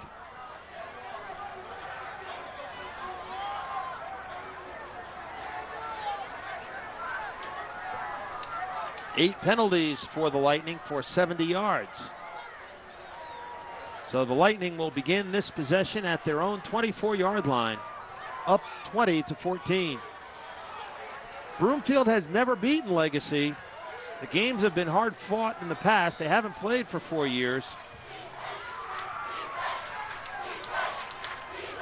Patrick Medina, the quarterback. Rolling out, and he gets sacked. Phil Latimer, the senior, with a big play. Great pursuit there by Latimer. Again, Legacy trying to get Medina out to the outside, to his throwing side. The great pursuit by Latimer. They'll spot it at the 13. That will bring up a second down and 21. So he's flushed out of the pocket right there. They wanted to let him sit in the pocket, but again, disruption. Disruption by the defense makes the offense do what they don't want to do. Here's Fernandez up the middle. Good yardage. Desmond Fernandez has a first down, and he's chopped out of bounds by Ritker. So on a 2nd and 21, he ends up getting 23. And that hurts if you're Broomfield. You put them you back them up 2nd and forever. And Des Fernandez picking up where he left off in the first half and last week, for that matter, when he was down in Florida, making big plays for Legacy. He also switched the ball from his right arm to his left arm. Excellent fundamentals. In case it went out of bounds, or if it fumbled, it would probably go out of bounds. Fernandez over the 100-yard mark. 24 carries, 120 yards. And there's a stop by the Broomfield defense, as leading the way for Broomfield up front was Tyler Stemke.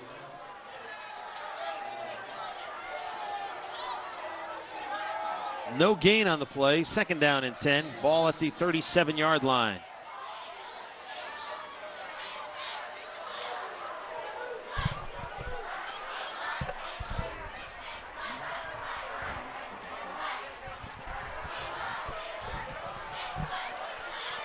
So Patrick Medina, QB.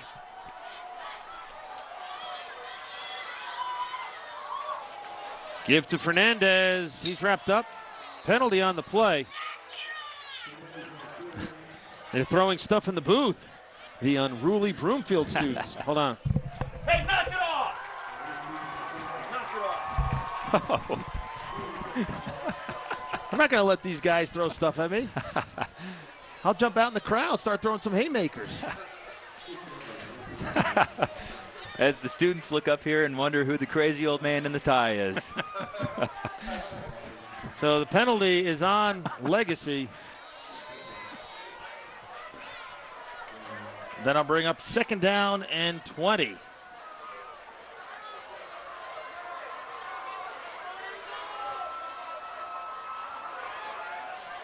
Out pattern complete for a gain of about 4. And that's the first reception tonight for Christian Parks.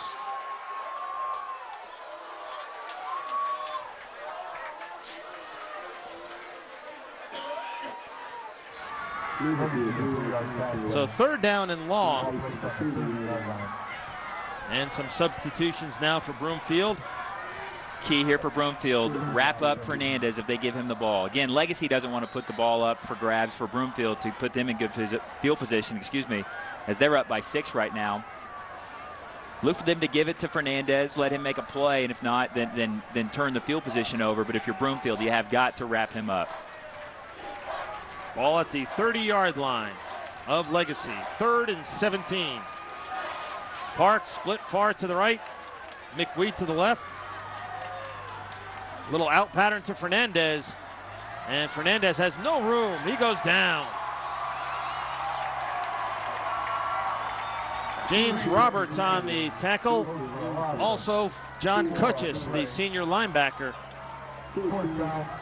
Yeah, and they set up a pass play right here, maybe wanting the Broomfield defense to back off, thinking they would throw it downfield. They get it into Fernandez's hands on a little swing pass to the flat, and they were able to wrap him up. They were able to get their team over there, pursue, and gang tackle him. Aguirre will punt again. This will be his 8th punt of the night. And Ireland will have a chance. Flags fly, though. Ireland down the left side before he's dragged out of bounds. Looked like it was Fidel Paris on the special teams tackle. See what the penalty is here, Brett.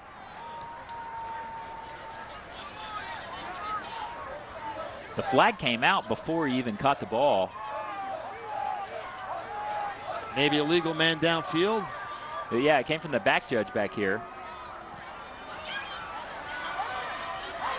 I initially thought that he maybe mistook his flag for his beanbag, but it does look like something's going on here. Yeah, they're waving the flag off. 40-yard punt and a 9-yard return.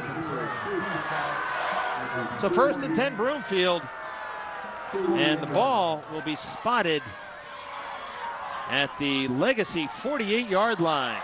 8:38 to go.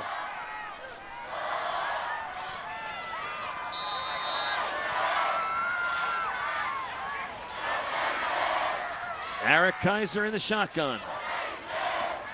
Give to Dan Gubel, and he gets a hard-earned yard. Corey Ayers on the tackle. Jake Bublitz as well. And what a spot for Kaiser right here. You know, fourth quarter, about 8.5 minutes left, playing against a crosstown rival, if you will. Down 6. What a spot to be in for him. Senior quarterback trying to lead his team down for the go-ahead score. Broomfield 2-0 on the season. Legacy 1-0. One of these teams will walk out of here with a loss for the first time.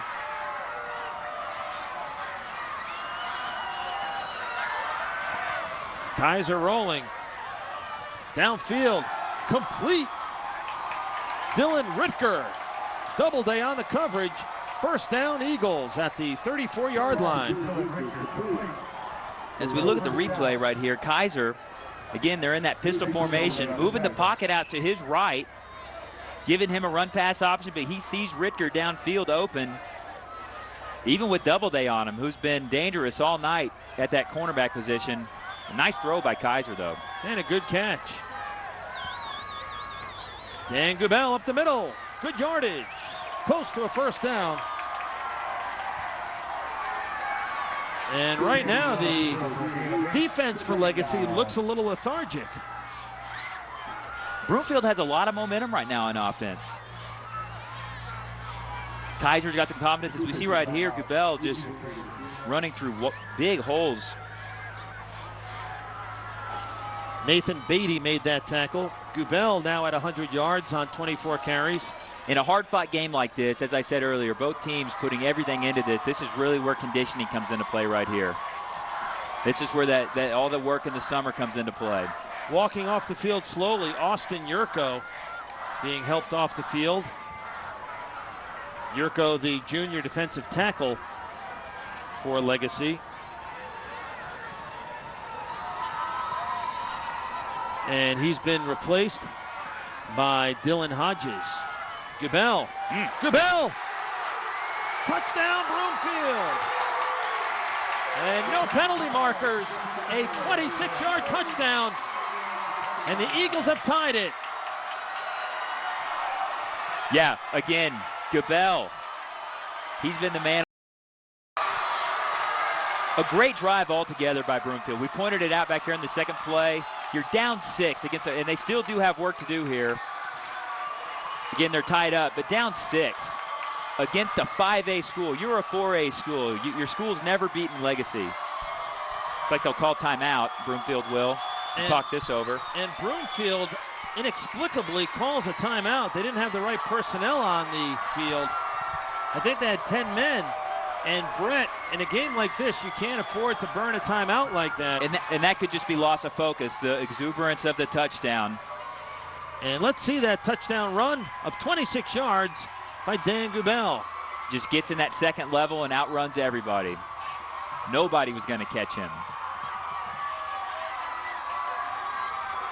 But a great drive altogether there by Broomfield.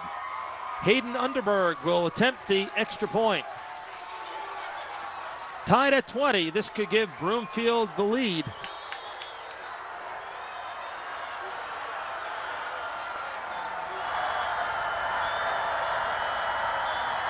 Good snap and hold, and the kick is true. Broomfield 21, Legacy 20, 7:14 to go. And the Broomfield crowd going wild. And they're in a good mood. They're not throwing anything at the booth right now. And you're not screaming at them, which is good too. No. But again, and we can look at the difference in this game. I'll go back to Kaiser. Early in the game, they score a touchdown down here. He's the holder on the PAT. Bad snap, but he's able to pick it up and get 2 points out of it. So instead of this being potentially them down 1 or the game tied, him being able to get that 2 points allows Broomfield a 1-point lead over Legacy. And Dan Gubel now on the night. 25 carries for 126 yards. He was bottled up a little in the first half, but we mentioned, Brett, he's a threat anytime he touches the ball. And now it's Legacy's turn to respond. Underberg's kick is fielded at the 4-yard line. Out to the 20. And that's where they'll take over. Fidel Paris on the return. And don't forget, the Lightning have a tremendous field goal kicker in Hugo Aguirre, who's had 3 field goals tonight, including a 49-yarder. Yeah, and it was going this direction too. He's probably got range out to a couple more yards beyond 49. So we'll see what Patrick Medina can do. Quarterback for Legacy. Medina keeps. Downfield, he's got a man. That's Evan Toogood. Toogood cuts it up into Broomfield territory at the 47-yard line before he is tackled. So the 6'1", 182-pound sophomore was wide open. And Cameron McQueen, blocking downfield, is able to seal him off where he's able to get another 10 yards on that play. Great blocking there by Cameron McQueen. And that was a 31-yard pickup. As you see, is another designed rollout, this time to Medina's left. And as you see, you could see McQueen over there, number 2, making that block. And a new quarterback in for Legacy as they give the ball to Fernandez, who gets to the 39-yard line. The new quarterback was Brady Cook, who was the quarterback last year. And I wonder if Medina's hurt. But Brady Cook has come in. And Cook, senior at 5'11", 174 pounds. So Medina made that pretty pass. And now he's out of the game. I didn't see if he may have gotten hurt. They'll measure. Ball is at the 39. It'll either be 1st and 10 or 2nd and inches. And there you see, good work by the camera crew. He's short by about 6 inches perhaps, maybe even less than that.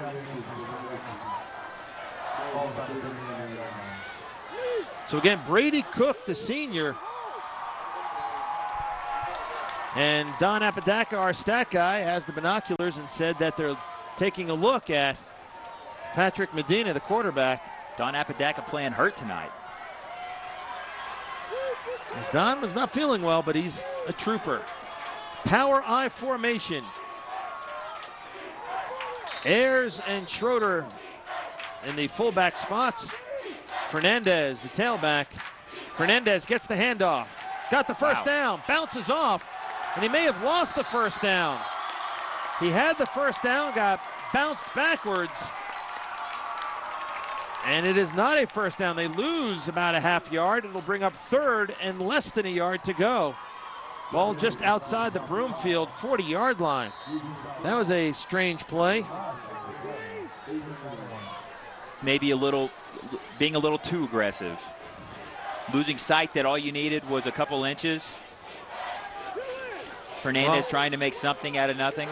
This is 2-down territory unless they lose a lot of yardage on this play. Again, power I. Fernandez, the deep man. Dez has it. Dez has a first down. Fernandez inside the 20, and he's taken out by Ritker. Good heavens. We got Desmond Fernandez with the big first down run. A little pushing and shoving behind the play. Yeah, here Cook just handing it off to Fernandez, seeing open space around that left side and turning it on. And this is just turning into a heavyweight fight right now. Back and forth they go. 1st and 10, Lightning. Ball at the Broomfield 18-yard line. Cook remains the quarterback. Schroeder the fullback, Fernandez the tailback. Fernandez stutter steps his way to the 17, a gain of about 1. Flag on the play.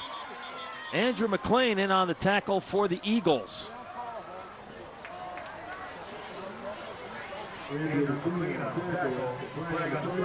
Greg Prosser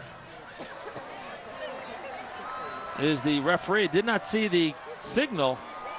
I don't think he's made it yet.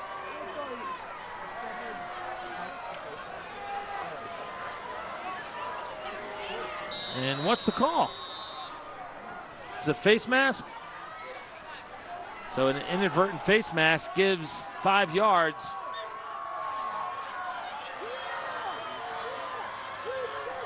So it's still first down. Cook keeps.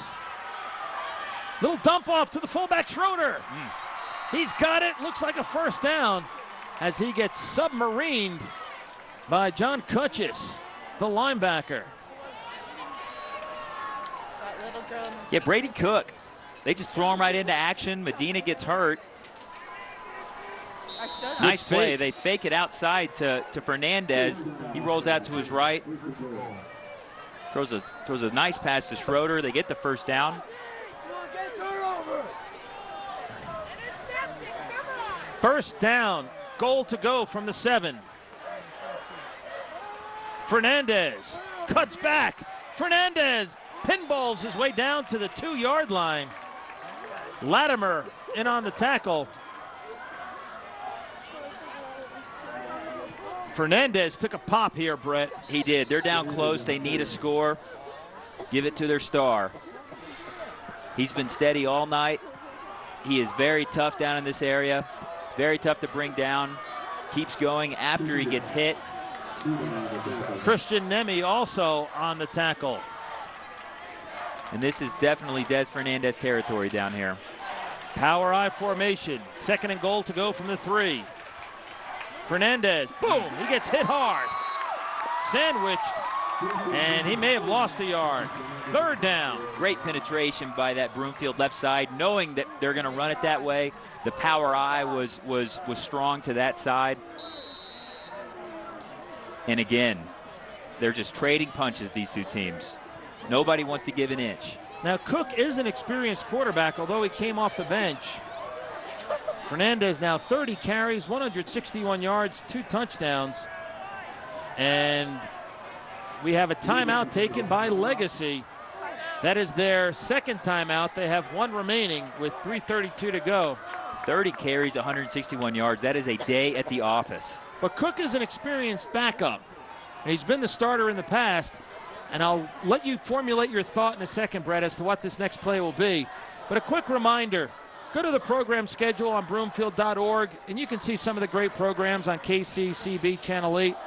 Family Fun and Fitness, Off the Beat with the Broomfield Police Department. Off the Page, Colorado Author Talk Show, in the works with the Public Works Department. Of those 4 programs, I'd really be interested in seeing On the Beat. I like those cop shows. Yeah. And the Broomfield Police. Sometimes the policemen don't get the respect they deserve. They have a tough job. And our upcoming games on Channel 8. Our next game will be Fairview at Legacy. And that was a great game last year. I suspect we'll have another good one this year. Not only is he going to block, he's going to tackle the guy. It's the wrong time to start sneezing, Brett. I sure hope so. So what do you call here? Down by 1 point, I play it safe. I give it to Des Fernandez. Let him maybe bounce off a few tacklers and play it safe. If you don't get it, you've got a very capable place kicker to get 3 points for you. Fernandez. He goes down. Wrapped up by Hayden Underberg. So Broomfield's D holds.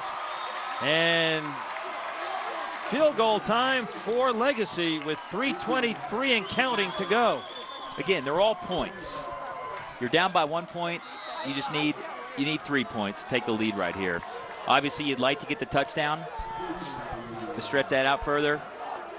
But you also don't want to put Cook in a position where he may throw an interception and you don't get any points at all. So Gentry is coming up strong from the safety spot as well to blow that play up.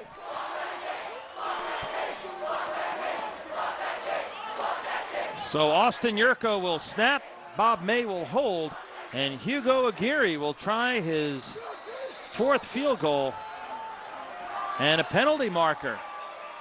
But now a timeout taken by Legacy. And they might just want to push him back and lessen that angle. I guess they did call timeout. So a pressure field goal, and that is the final timeout for Legacy. So if they do not make this field goal, a first down or two by Broomfield, and they can seal it. This has been a classic. It has been great. High school football game. And right here, these kids in a very tough spot, but see how they can handle that pressure. Maybe somebody for Broomfield can come over the top and make a play on a block or get around the end. Very exciting. And we pointed it out earlier in a field goal. A lot of things have to go right if you're the team. The snap has to be good. The hold has to be good. The kick obviously has to be good. And as Bill pointed out, the blocking has to be good. And there's the replay of this game. And all our games will be on Tuesday, Wednesday, Thursday, and Saturday. Very time, so it'll fit in most people's schedule. First replay Tuesday at 10 a.m. Wednesday matinee at 2.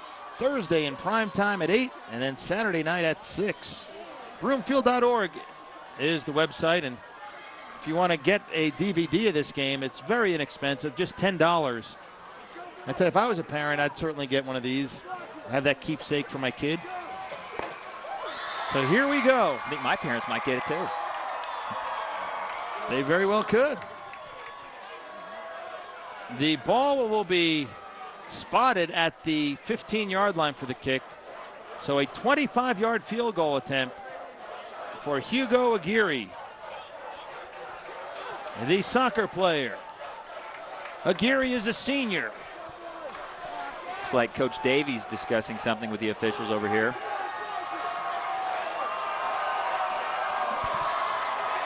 What an atmosphere, though. Look at this. These people are going nuts. Okay, they waved the flag off. So no penalty as Legacy took the timeout. So here we go, 25-yard attempt.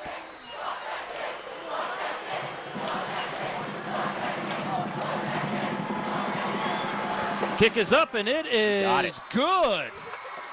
Hugo Aguirre drills it and calmly walks off the field. That is a cool customer.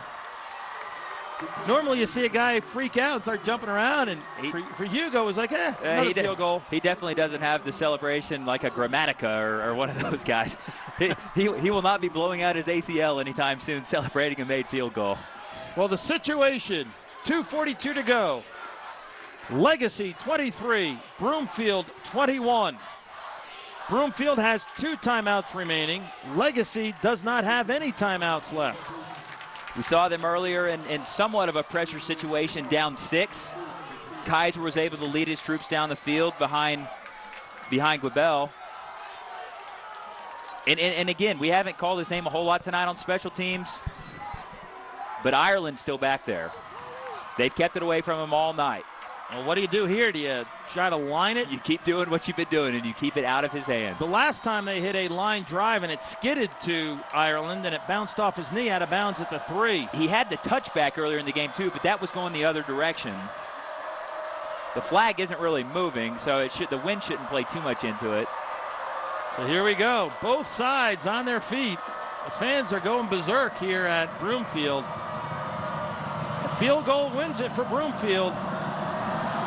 Aguirre lines it, and it's taken by Ireland at the 5. He's got a shot. Out to the 20. Ireland avoids one guy, and he gets dragged down at the 30-yard line.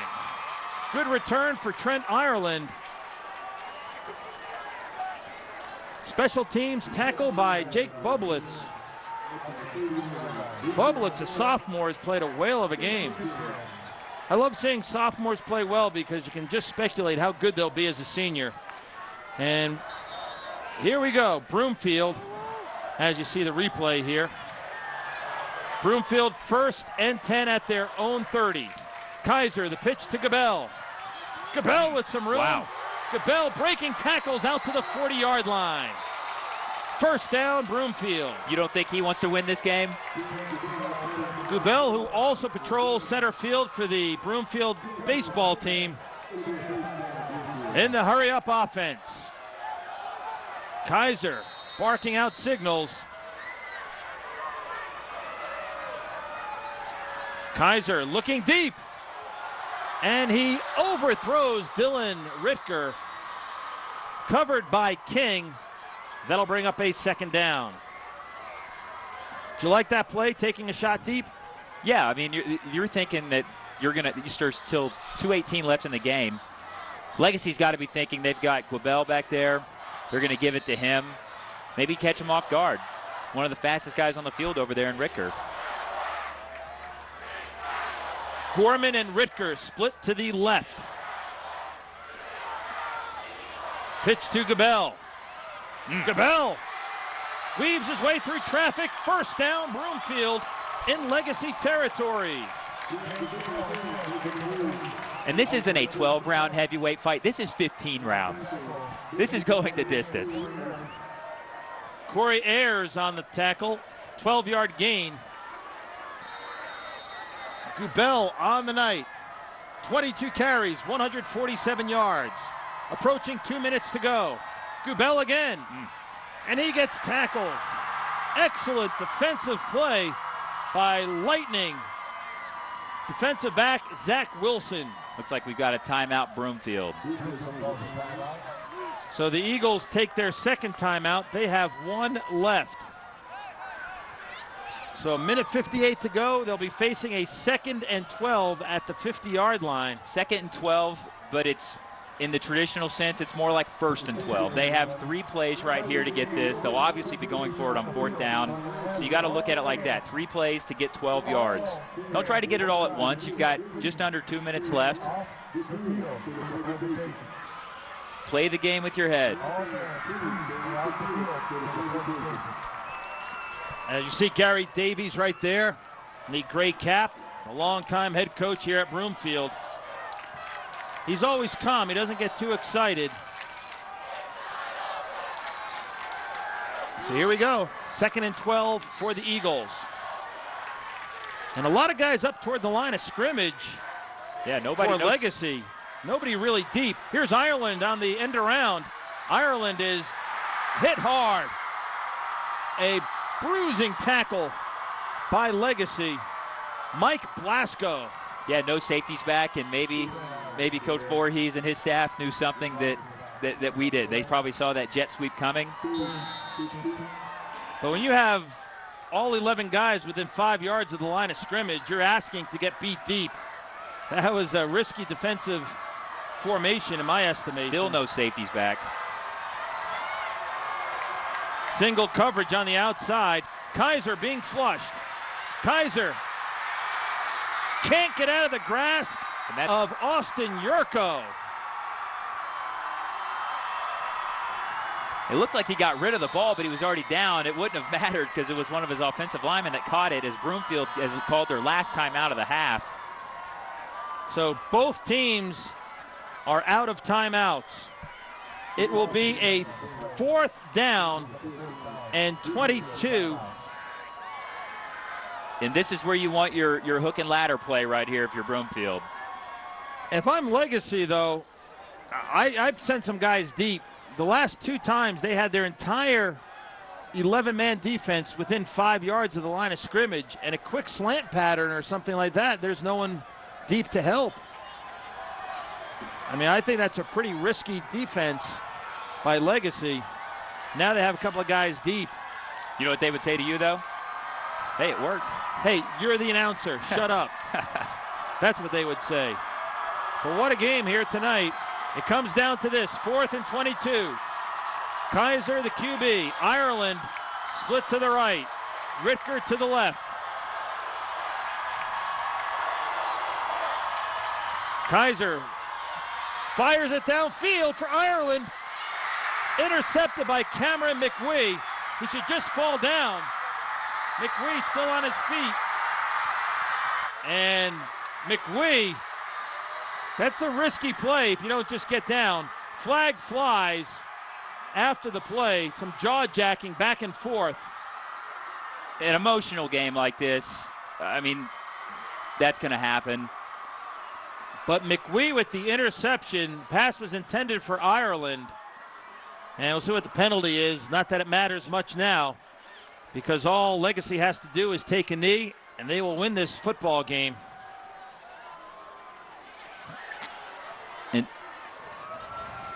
Yeah, McQuee, he's a return man. He knows how to catch those long passes like that. And maybe the return man in him comes out right here. And I guarantee you, Bill, that Coach Voorhees and his entire staff was echoing your sentiments over there on the sideline. You got to just take a knee right here and not risk a fumble. Because he gets tackled here, a good tackle. And that was Zach Bingham on the tackle, but suppose he strips that ball. A couple of years ago in the Nebraska-Texas game, same situation. Nebraska intercepted the ball late. The guy tried to run it, and he lost control, and he fumbled it. And Nebraska ended up losing that game. Under a minute to go. Both teams out of timeouts. They'll mark off a 15-yard personal foul penalty against Broomfield.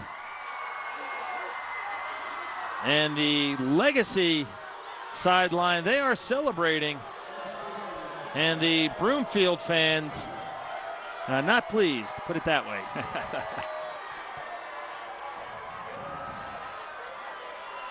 Well, there were 2 personal foul penalties or unsportsmanlike penalties on Broomfield. So 30 yards right there.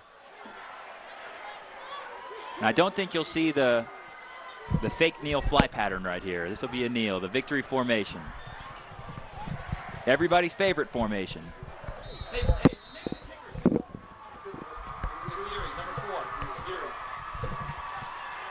And so Cook takes a knee. And Brady Cook hit a big pass in this fourth quarter coming off the bench. He had to come in the middle of a drive. Yes, that's not easy to do. But when you have a senior who's had some playing time, and I'm not sure what was wrong with Patrick Medina, but he had a solid game as well. 2 teams going at it, and this was one of the best high school football games you could see. Cook is waiting to see the back judge start the clock, and there he goes, takes a knee. And that will do it.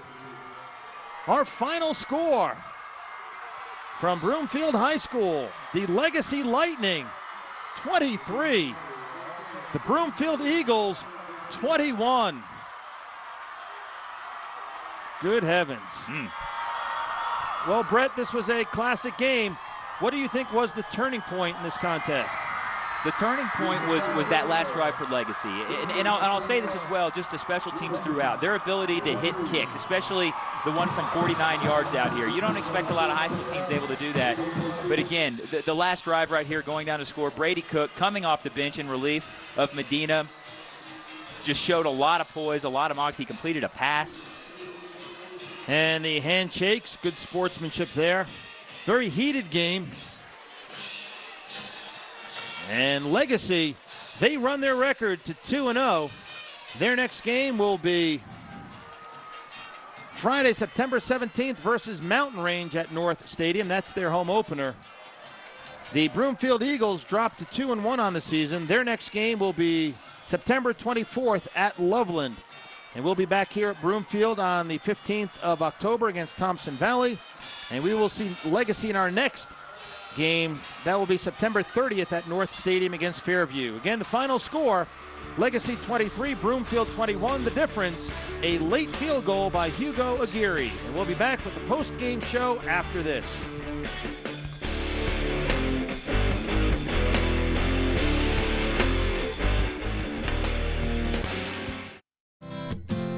Taking on new challenges. Hitting one out of the park.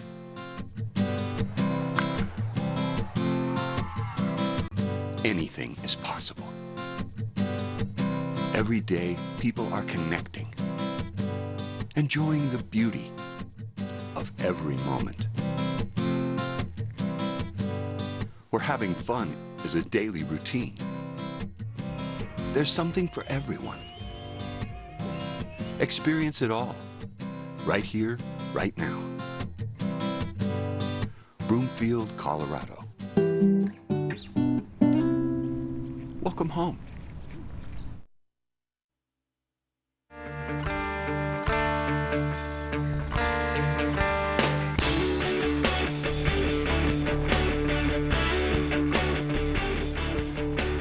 welcome back to Broomfield High School. An outstanding football game tonight as Legacy runs their record to 2-0 with a dramatic 23-21 victory over Broomfield. I'm joined right now by head coach of Legacy, Wayne Voorhees.